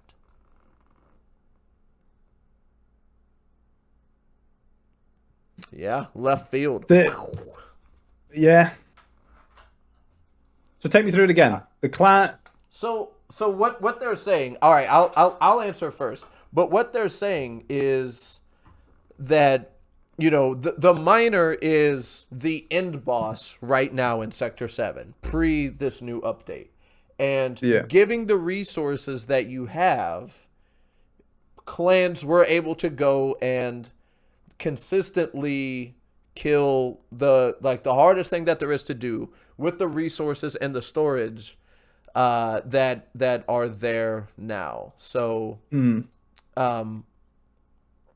yeah, so that's so the argument is, why do we need to increase it if it's okay? My response to that is that if we're adding more permanent content, if we're adding more resources, then you need more storage. You need something like, you need more places to put it. You're telling me that I myself can have, what was it, like 30 or 40 slots, but our clan storage is 15? That it doesn't make sense. And we're adding in, hopefully, all this new permanent content, new resources, and more things to do. So my counter argument is that we need more space so we can do all of the things that we want to do. Yeah, 100%. I think you just restrict, because where else can you put it? Yeah, okay, if you've got 10 players in your clan and they can fit in their personal, thing, so many items, say, let's call it, did you say 40 items? Does anybody in the chat know? It was 20, 40 or on your person or on your personal thing. I believe it was 40. 40. So you can effectively carry 400 sets of items or 400 items, up to whatever they go to 20 or whatever of each. Mm-hmm. For some things, obviously not different for guns.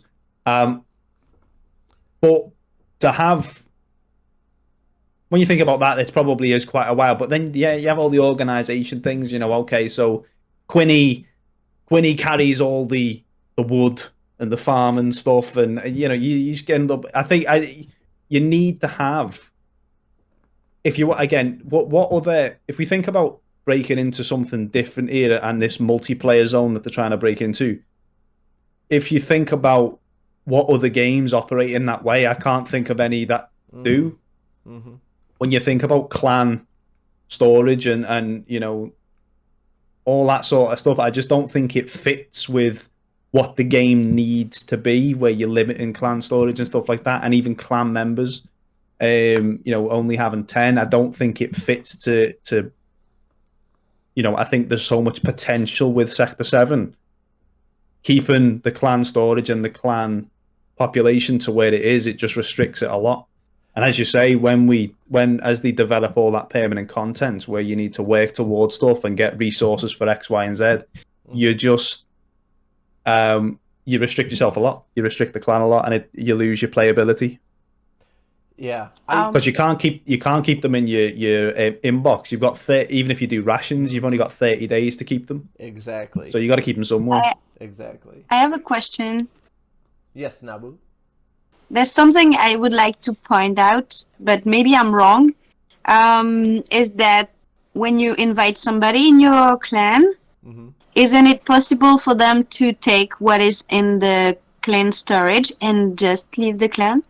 That, yes, they can. And that's actually what I was just about to say was, I really... Yeah, so sorry, maybe the best thing that would... the best thing to do is increase the space in your personal storage and not increase that much the clan storage, because also the fact that the clan storage is not very wide, very big, it imposed to the players to be there frequently and to interact with each other about the needs. So then people can add into the clan storage. And if it's really big, then you just put everything and you don't really talk that much. But from what I saw when I watched people playing, they had to communicate a lot to say, I need this, I need that, we should do that, we should do this, we should do that, we need this, etc. And so if there's a very big clan storage, wouldn't be like wouldn't it make the communication less important than it is now? I don't know. Maybe a little bit, but what I was gonna say, Mikey, you remember pre-creator days when you could build boxes and you can say, okay, this box is for officers, this box is for like the regular members, then this box is for rookies, and you had like 8 boxes, and you can set the permissions on who can access what. So you don't have somebody join, take all of your guns, and then leave and screw off to another clan. Like that is not and that's exactly what what that system was set up for. That's exactly what I would do. That's a problem. I know. That's why I haven't invited you to my clan. But yeah, I mean that's that's what I would like to see a system like that come back, but I think with what they're doing, we're not going to see that. I hope I'm wrong, but yeah, I don't know. I would like to see something where it's, like if you're like a new initiate, you get, these like 3, you get like 2 rows of storage. If you're a member, you get 2 more rows. If you're an officer, you get 2 more rows, something like that, Yeah. So that's, I don't know, that's something that I would like to see. So yeah, so we just like skipped through about 3 questions. Let's see. So yeah, we talked about the clans and potential tournaments that come from that. All right. One last question before we look at questions on the Discord. If you guys have any questions, there's the link one more time. Post your questions into the Discord and we will go check them out. So last question is, do you think Mikey, that there needs to be an update on the clan, or I guess they're not clan quests, they're individual things to go do. So you got the miner, the devourer, and it's like some random mob that's in like the yellow and red zones. I don't remember the name of them.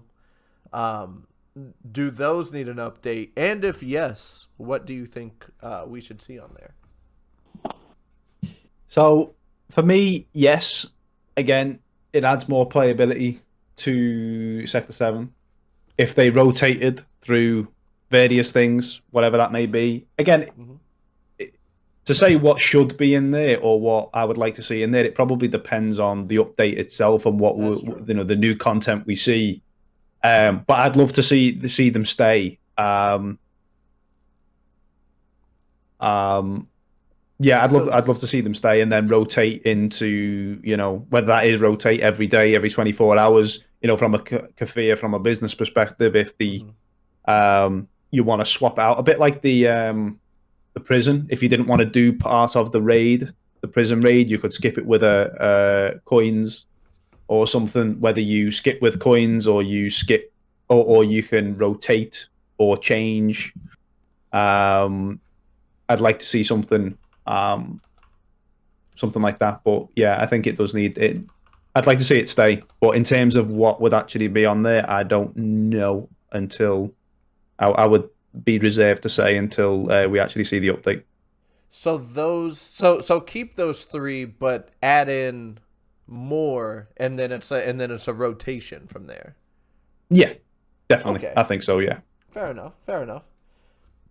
Naboo, any thoughts on that or anything else with Sector 7? I know it's probably hard because you haven't been there, but yeah. But I was wondering one thing. Maybe it's a silly question. I don't know. Okay. But because every season you have a season pass, right? And so I wonder how it's gonna work since it's supposed to be in the multiplayer. So how are the rewards are going to work? Do you think it's gonna be like a mix between something individual and something collective with your clan? Or do you think it's going to be only individual regarding especially the season pass? So maybe wild speculation is the season pass maybe is a mix of single player things and your Sector 7 character things, but it all goes to the same reward system. So and those rewards, I guess, get cashed out to your single player, or maybe yeah. Wow, that's a really good question, Mikey. I don't know. I'm stoked question. on that one. What do you think? It'll be interesting to see because they've never done an update like this before. So which side they choose to go with, whether those rewards are purely based, in the single player game, or whether they are based in Sector 7. It would always, I think it's all, because I remember talking about this with someone a while ago, even to boost the sort of population in Sector 7 and get people involved with Sector 7 more. Again, put the season pass, some of the tasks within the season pass, bring them to Sector 7 and say, you have to kill the miner in Sector 7, do this in Sector 7. Some sort of cross. So the rewards would be. Yeah, so the rewards would be in the solo game. Yeah. But the task would be in Sector 7, right? Okay. Yep. Yeah. I mean, they could do both. They can send rewards to your Sector 7 inbox, because that's exactly what happens when you use rations. You use rations, those rewards go to your inbox that you can only pull out when you're in Sector 7. So it could be one, it could be the other, or it could be both. So I guess we'll see. Yeah, we'll see. We will see. You know what I hope is in the rewards though. The item that you can use on both sides, on single player and Sector 7, is energy drinks. Oh yeah. Yes. You can use energy drinks on both sides. And yeah, and especially if you're trying to do a lot of Sector 7 content, right now there's no like group transportation or gas or anything like that you can farm. I mean, there's the group transportation to go to, you know, the bosses in the crossroad instance, but you're using your energy, you're not using fuel.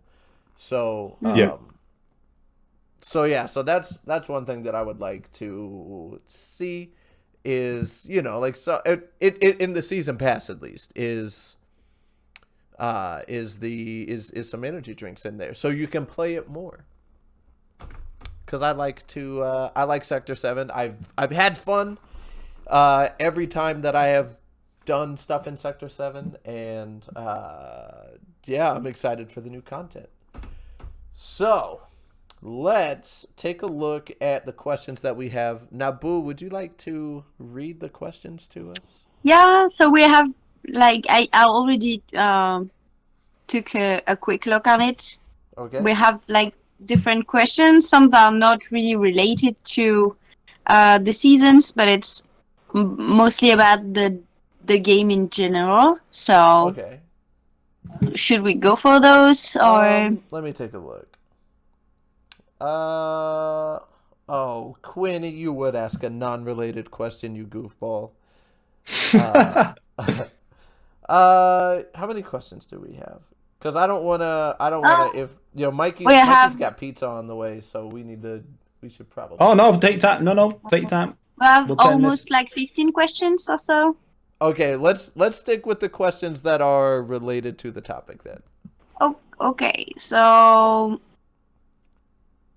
Mikey, out of all the seasons, what would you say would be your favorite and all so far, and why? That's a good question. For me personally, I feel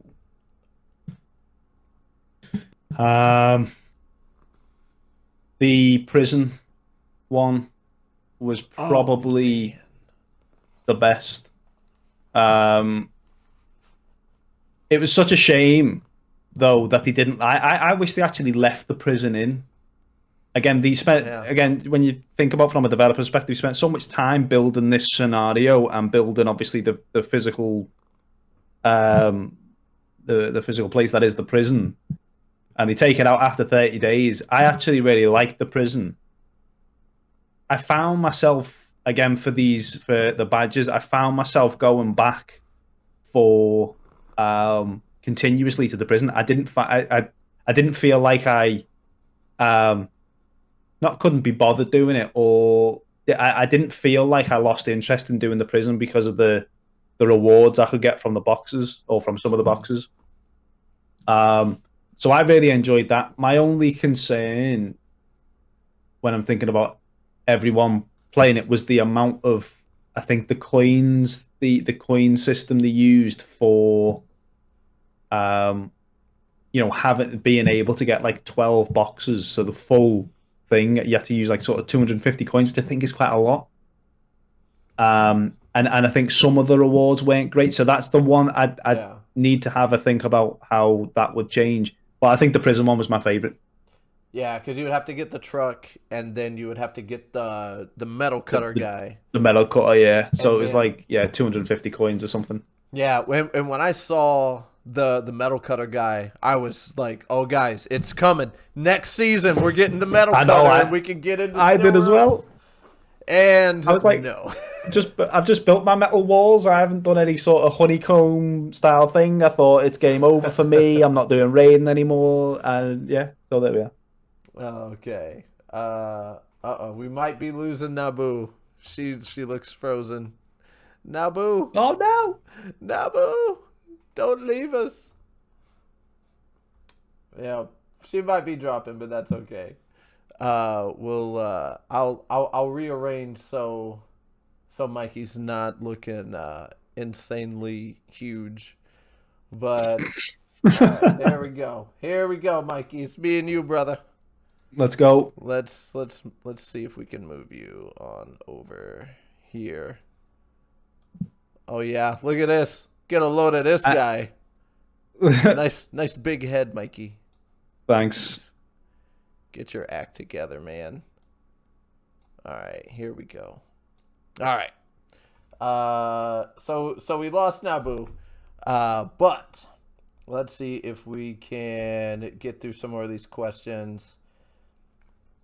Here's a good one. What do you think are essential updates that needs to be but the devs have been ignoring? I wouldn't say that they've been ignoring anything. I think because they are, again, keeping in mind it's a mobile game that we're playing and they have limited resources, right? So I think with that, Mikey, where did you go? I haven't touched anything. Why do you keep leaving me, Michael? I haven't touched.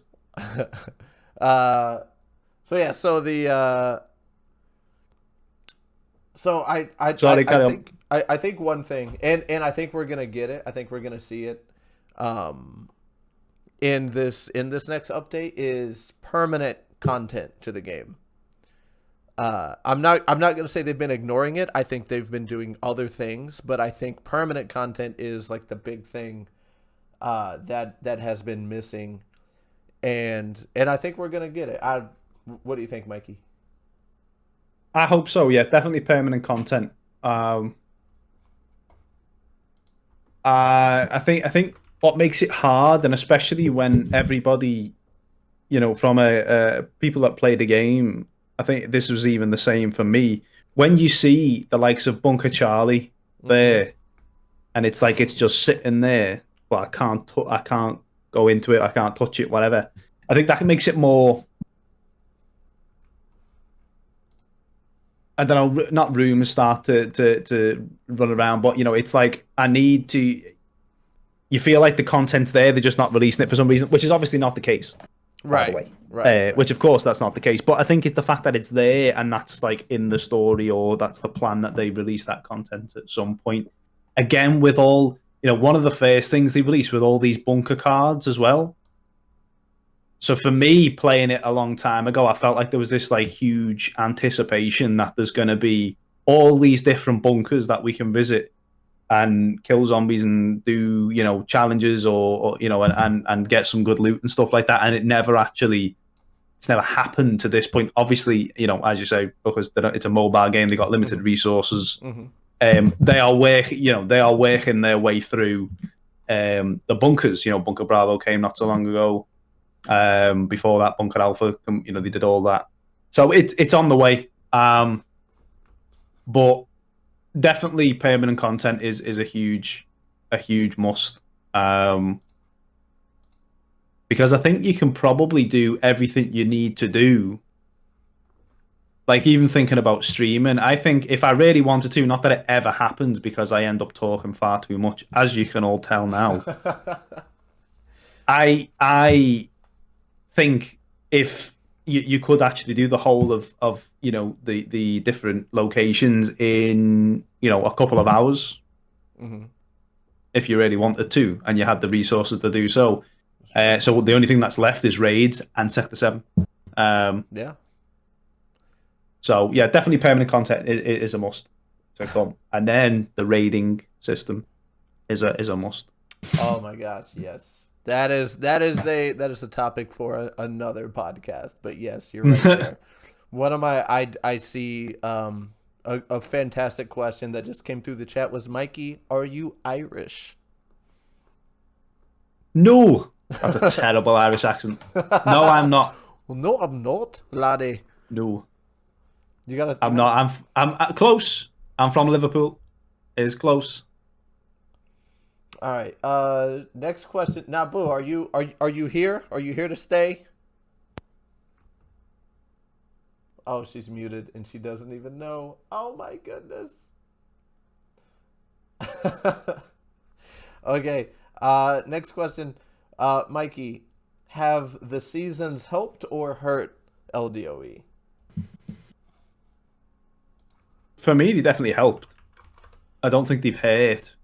I think the fort there was definitely a fine balance between when the Fort Moss update came out, because that was, even for the people that had all the resources and have been grinding the game for so long, that Fort Moss update was an absolute killer.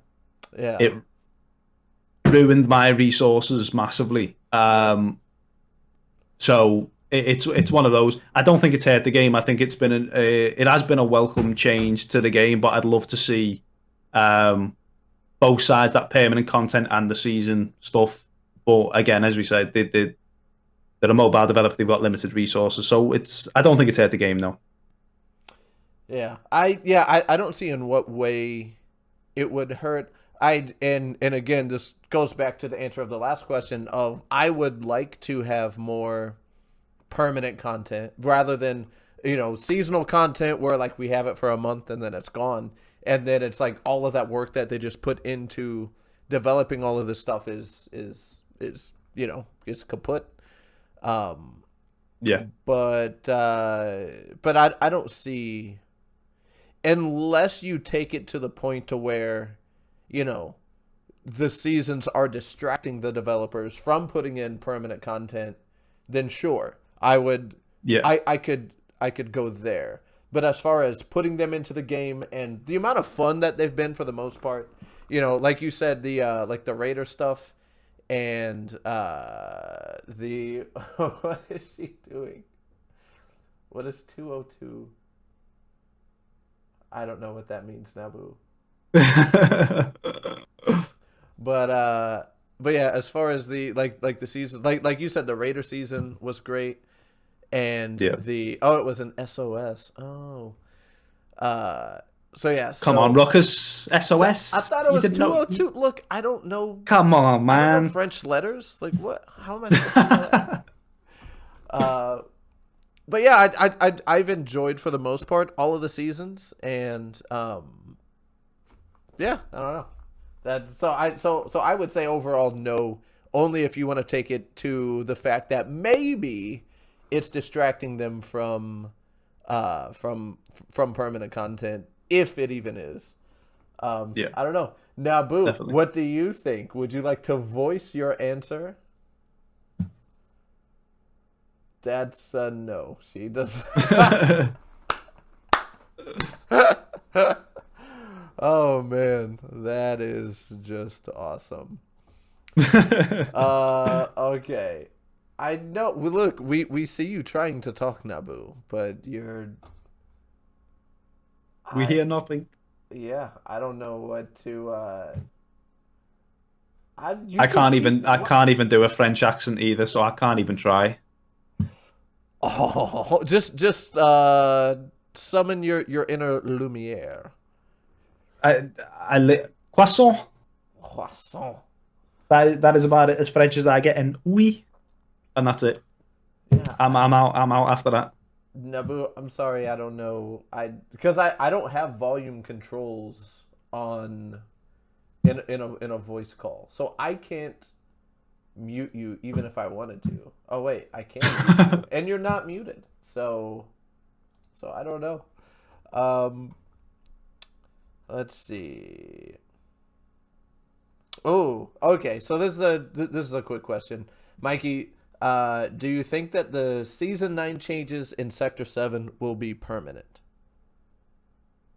Oh, and there she goes again. If they're not, I'm going to cry. If they're not, you're going to cry? If they're not, I'm going to cry.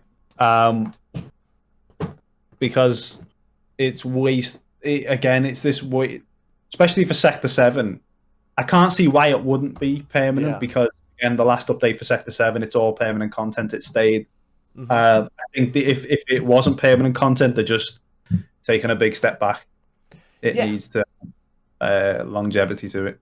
Yeah, because they added in all of they have all of that space in the crater that's not being utilized. I can't imagine that they put out an update and it's not going to utilize, maybe not all of it, but some of that content, Yeah. So so yeah, so that's so I if it's really not, then I would say that that Kafir is making a huge mistake. But it's like they are like they just have to, you know.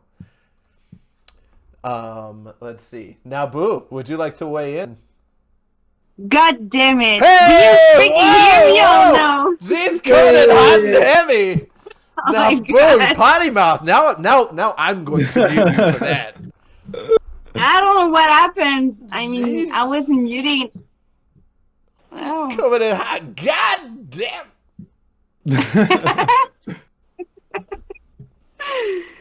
Okay, so I kind of lost the whole conversation. Sorry, because I was so preoccupied on getting the thing to work. That's okay. So the question that we're answering is: do you think that the season 9 changes in Sector 7 will be permanent? Well, I mean, if they've been working on new workbenches and new Yeah, location, that's true. I guess they wouldn't have put that much work for something that would be just for a season and then stops. Yeah, I didn't even think about the new workbenches. That's a really good point. So yeah. All right. Good point there. Good point there. So It was a question Oh. I saw that could have been interesting earlier. I don't know if you already answered it though. Might be. But, we're it was about whether I think you kind of talked about it.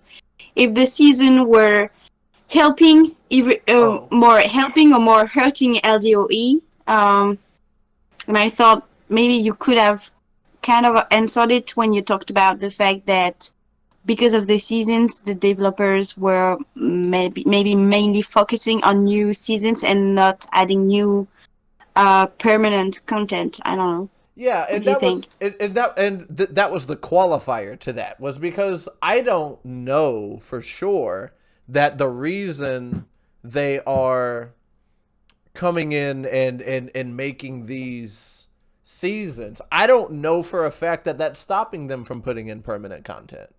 So the qualifier was if the if the developers were focusing on that and not the other because of that reason, then that is the one thing that you could view as negative, as far as the season's hurting LDOE. But it's a qualifier, and it's a you know, because I've enjoyed the season. So I mean, do I think there needs to be more permanent content? Absolutely. I think everybody agrees with that, but I don't know. I don't know. So that's my maybe. That's a maybe statement. Okay. Okay. Let's see. Let's find a new. What's another good question, Nabu? I'm just checking right now.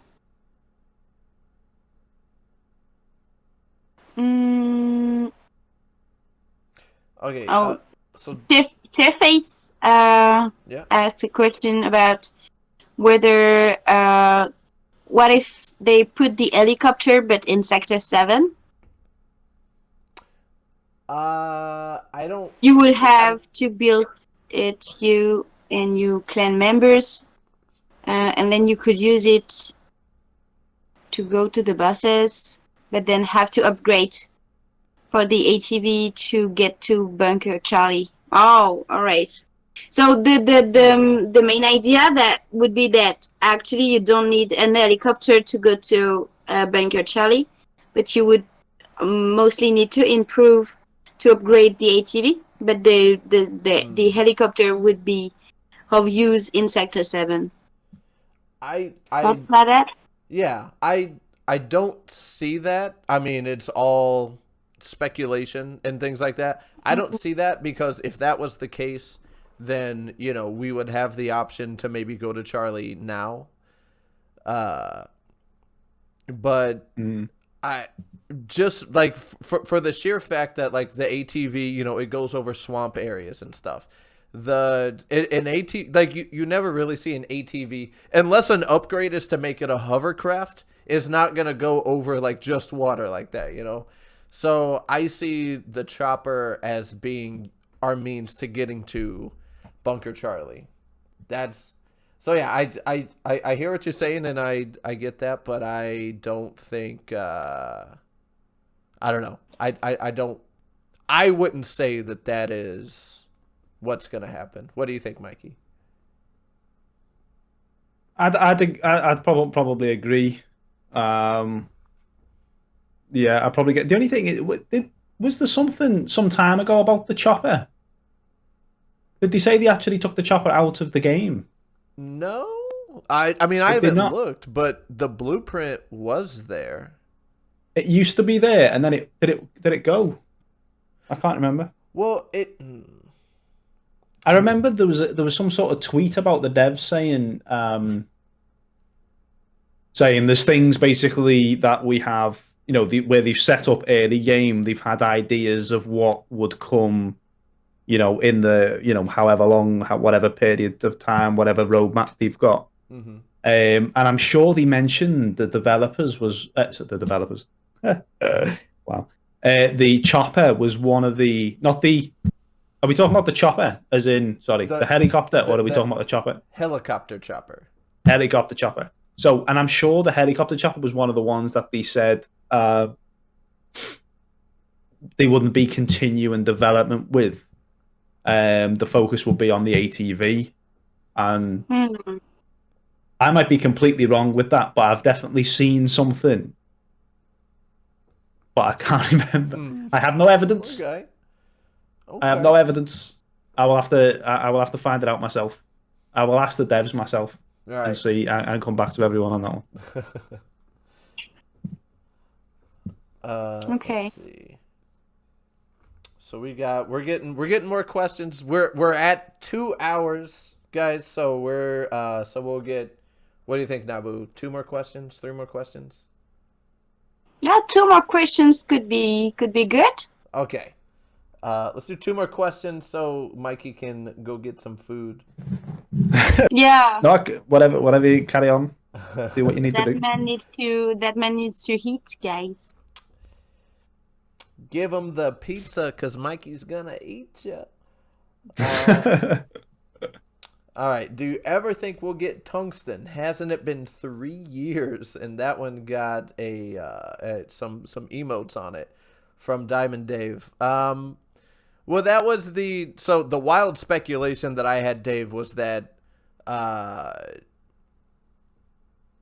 you know, that there will be locations or some way to farm, you know, tungsten ore or something, and then we ship it to our single player mode. We mail it to them, something like that, and then then you can make tungsten bars, and then start building your helicopter or the chopper, or not the chopper, the helicopter. That's my wildest speculation. It does look like, at least with this season, that Kafir is starting to listen, and when people say, hey, we need more permanent content in the game, that's what people are asking for, so let's do this big Sector 7 update, and then let's do, you know, hopefully a permanent single player update as well. What do you think, Nabu, since you can talk now?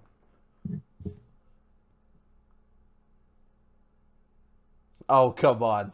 I don't know. I mean, I was like, if you're muted again, I'm gonna be so mad at you. No, I'm here, but I mean, I don't know. I haven't been playing that game that long, so there are some things I got to get used to from the developers and also, well, from the game mainly. So I'm not sure I'm the most qualified to answer that question. Fair enough. Well, I mean, neither is Mikey, but I'm gonna ask him anyways. And I'm pretty sure he has an opinion about it. This is very true. This is very true. What do you got? Yeah, you know, the idea of tungsten's been in the game for so long, it has to arrive at some point, right? Doesn't it? You would hope. You would hope. How it does when, if you think about what happened, if we think about what happened with the chopper, the ATV was the ATV wasn't different. You had parts of the ATV that came first, then you were able to build, or then there was they changed it around a bit. Then you had the gas. Then in that, I can't remember what update it was. Then they had the gas cylinder. So there's kind of that pattern of where we'll get so many parts of a chopper ATV to build, and then there'll be a next big update where we'll actually be able to build a full scale, but they don't bring it out until they actually have the locations you can go to. That they don't bring the update for, like to the ATV. The ATV wasn't available to build fully until you could actually unlock the swamp. True. So, yeah. We'll have to see. I suppose the whatever the roadmap is for where the helicopter fits in, that is when we'll see the tungsten come in and everything else. I think it all depends on the location that they finish next.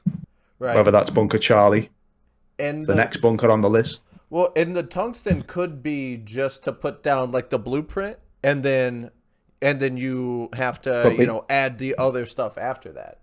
So so there could be another new. So titanium could be something that you have to have. So we get the tungsten, so we can put the blueprint down, but then and then we can start putting everything in, and then we need titanium. So now we have to wait for that update to get that new element. Yeah. And who knows, maybe hopefully they incorporate the ATV into getting one of those resources.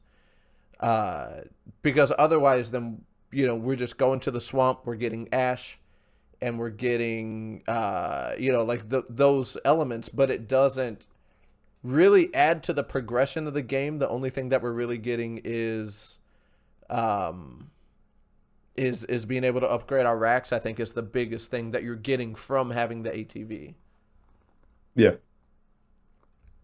So that's what I think. Now, Boo, do we have another question? Let's see. Let's take a look. Okay. Oui, il y en a plusieurs, hein. Il y en a beaucoup de questions, hein. Oh, mais oui. So let's go to so Lee Sin is asking, do you think lowering the prices would make people invest themselves in the game, and if not, why not? I would say no, or not as much as what they would as what Kafir would benefit from, because some people are just strictly, I don't put money into games, and they will never change their mind. I think it for the people that do put money into games, or that are willing to do that, it might make them invest more, but or at least more frequently. But so yeah, I think finding the right curve of how much something costs in a game is like, that's something that they're going to have to experiment with and figure out. What I would say maybe is holding some people back from buying stuff, and I've said this before on previous podcasts, I've said it on stream, is that I can put in however much 10 packs of rare blueprints are, so I can invest in that, and I can get all purple blueprints that I already have. So I just invested money into the game, and I'm not benefiting from it. That's one of my biggest complaints about purchasing in the game, is that it's RNG. And out of everything in the game that is RNG, I think making purchases should not be one of them.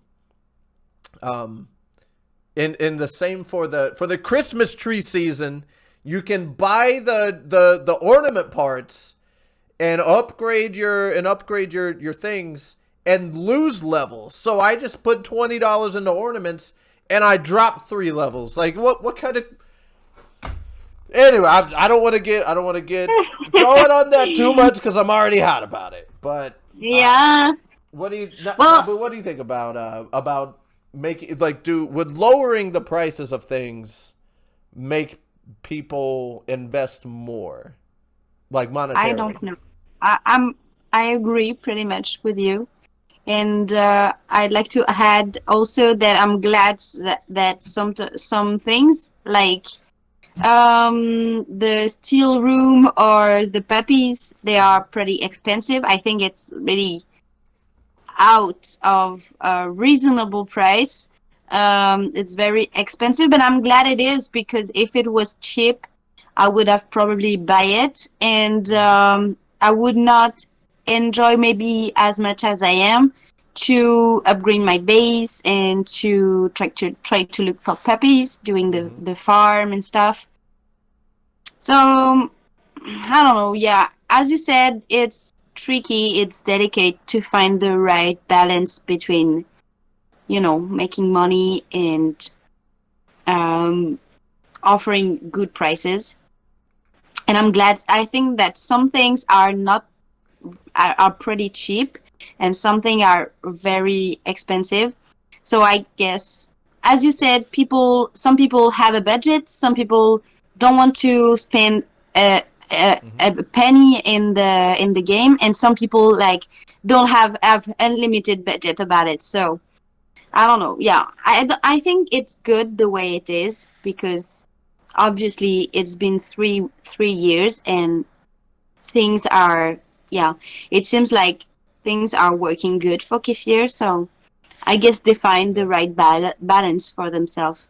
Yeah, I think having the steel room be $100 is what somebody's saying, and I would agree. Like, who's going to put $100 to buy a steel room? I mean, some people do. Well, I wish I had those people's credit card numbers, because that is just it's insane. Yeah, it seems absolutely absurd to me. But I will say, when it goes on sale for $20, yeah, I'm in there every time. I will buy it for $20 every time. No, I choose not to do it. Yeah, and that's because I want to play the hard way. Yeah. All right, Mikey, what are your thoughts on if lowering the prices would make people want to invest more? So I think the steel room's a perfect example, because I've done a lot of dumb stuff in my life, but I haven't bought a steel room for $100. I can promise everybody that. There's a whole because the minute there's a company that wants you to invest in their product or service, whatever, there's a whole marketing strategy around all that sort of stuff. So the fact that they put a steel room, they know the value of a steel room. The fact that every season, when they want as many people, congregating onto the game as possible, that's the time when the new season drops. That's the time when the prices get dropped. I don't think from a marketing strategy, setting the price of a steel room at $100. I don't think Kefir anticipate someone to regularly purchase, unless you do have money coming out your ears, which, fair play, rock and roll. I don't Kefir, and this happens with every company, they never expect you necessarily to pay the full whack, the full $100 for it, but it sets the worth from us as players. We understand that steel room, you've got to grind a lot for it, you've got to do a lot of work to get something like that actually in game.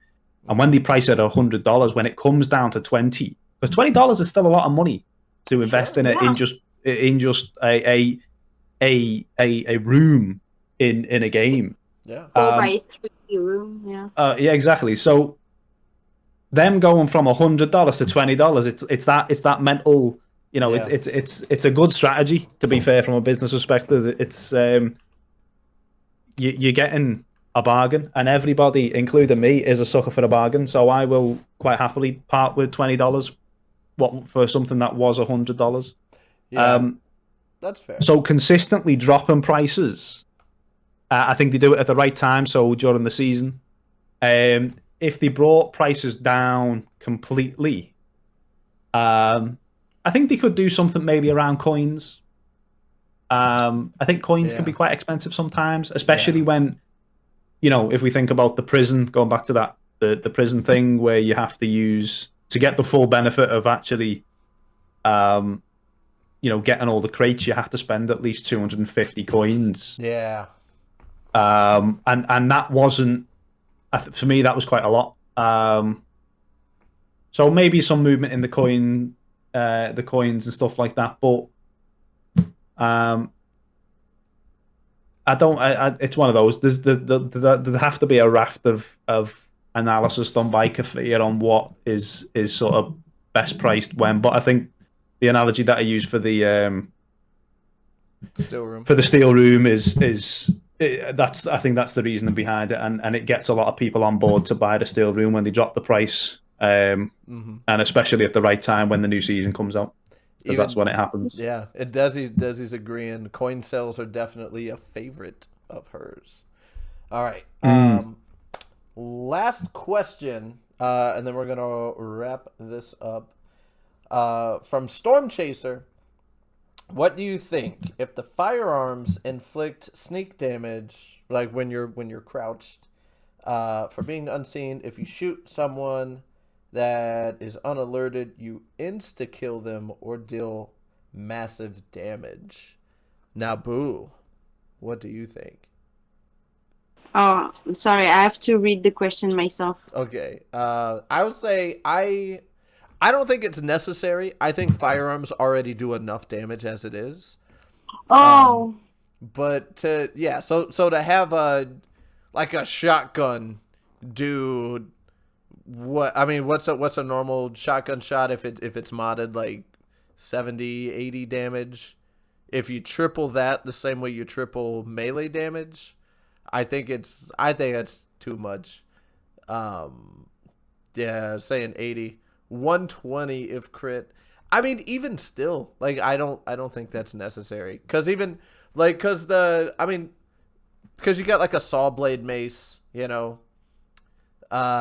that'll do almost 190 sneak damage if that's fully modified. I gotta say I don't think it's necessary, because you get such high DPS from guns in the first place. I don't think you need. I don't think you need to be able to do that with guns, especially when you can do it with melee. Save your guns. I don't know. Maybe I'm just talking. Mikey, what do you think? It's I agree with your point. I think, is it needed? With the crit damage you can do with weapons. I suppose if you then, it's whether it could be, I say exploited, or whether it could just be used. Something like that could be used all the time. If you could, because I'm trying to think of situations where I couldn't use that, because if you insta kill a zombie, does that mean the other zombies don't get aggroed around it? So you could just you could practically go through Bunker Alpha, God. Crouching and shooting not in one. I know what whoever's asked the question probably doesn't mean everything in one shot. Sure. But it's I suppose it's where something like that could be exploited. Yeah. If you call it, it's not an exploit, but if you called it that, it's whether it unbalances the game. Would be my question. Yeah. I wouldn't be adverse to it, but if it did unbalance the game, then yeah. Yeah. Imagine what you just said with a VSS. You would be like, that would just be invincible. Incredible. It would. Yeah. It would be. But too easy. Yeah, go ahead. Too easy takes all the fun out of the game. Yeah. Yeah. It would definitely make it way too easy. Yeah. All right. I think that's... I'd like... yeah, go ahead. I'm sorry, Rukus, but I like Storm Chaser's previous question was, I think, more interesting. Where he talked about the ability of restoring guns, so they wouldn't break. Okay. And then you would be able to craft like new ammo or to restore the guns. Well, yeah, I mean, that logically makes sense because you don't shoot a Yeah. gun until you're out of bullets and then you just break your gun like, oh, well, this thing sucks now. And you know, Yeah. that's not logistically how it works. So that would make common sense as far as how you implement that into the game where we have this system now. I don't know. You know, I don't know how you make that change because then you have to make like gunpowder, you know, something that you can get, and then you have to have a bench to, you know, to make the bullets and stuff, and different sizes bullets because you don't shoot the same ammo out of a shotgun as you do with an AK. So there's a lot to think about with that. Yeah. But beside crafting the ammos, just being able to repair the guns or the weapons in general would be good, would be interesting.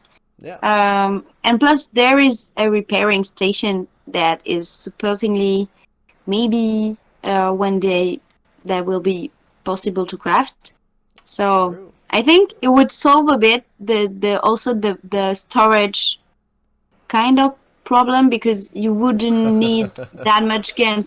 I mean, you would still need you would still need many guns. I mean, because if you go to bunker Bravo, you're not going just with one block. I mean, you have to have some stock, some guns in your inventory, but maybe not as much as some people do nowadays. So Yeah. it would be. Or maybe make different kinds of ammunition something that's lootable. Because right now, you know, every time you cash in, say Bunker Alpha, you're guaranteed to get 7 guns. Maybe instead of 7 guns, you get 1 gun and a bunch of ammo to repair your to repair your gun. Yeah. I don't know. Would make sense. Repairing wouldn't make much business sense for Kafir. That's a good point. It's a good point, Richard Hamilton. That is a very, very good point. Guys, I think that's the last question for the podcast.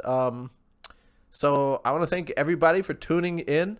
Nabu, do you have any closing remarks? Well, I think we're all looking forward to see the next season going out.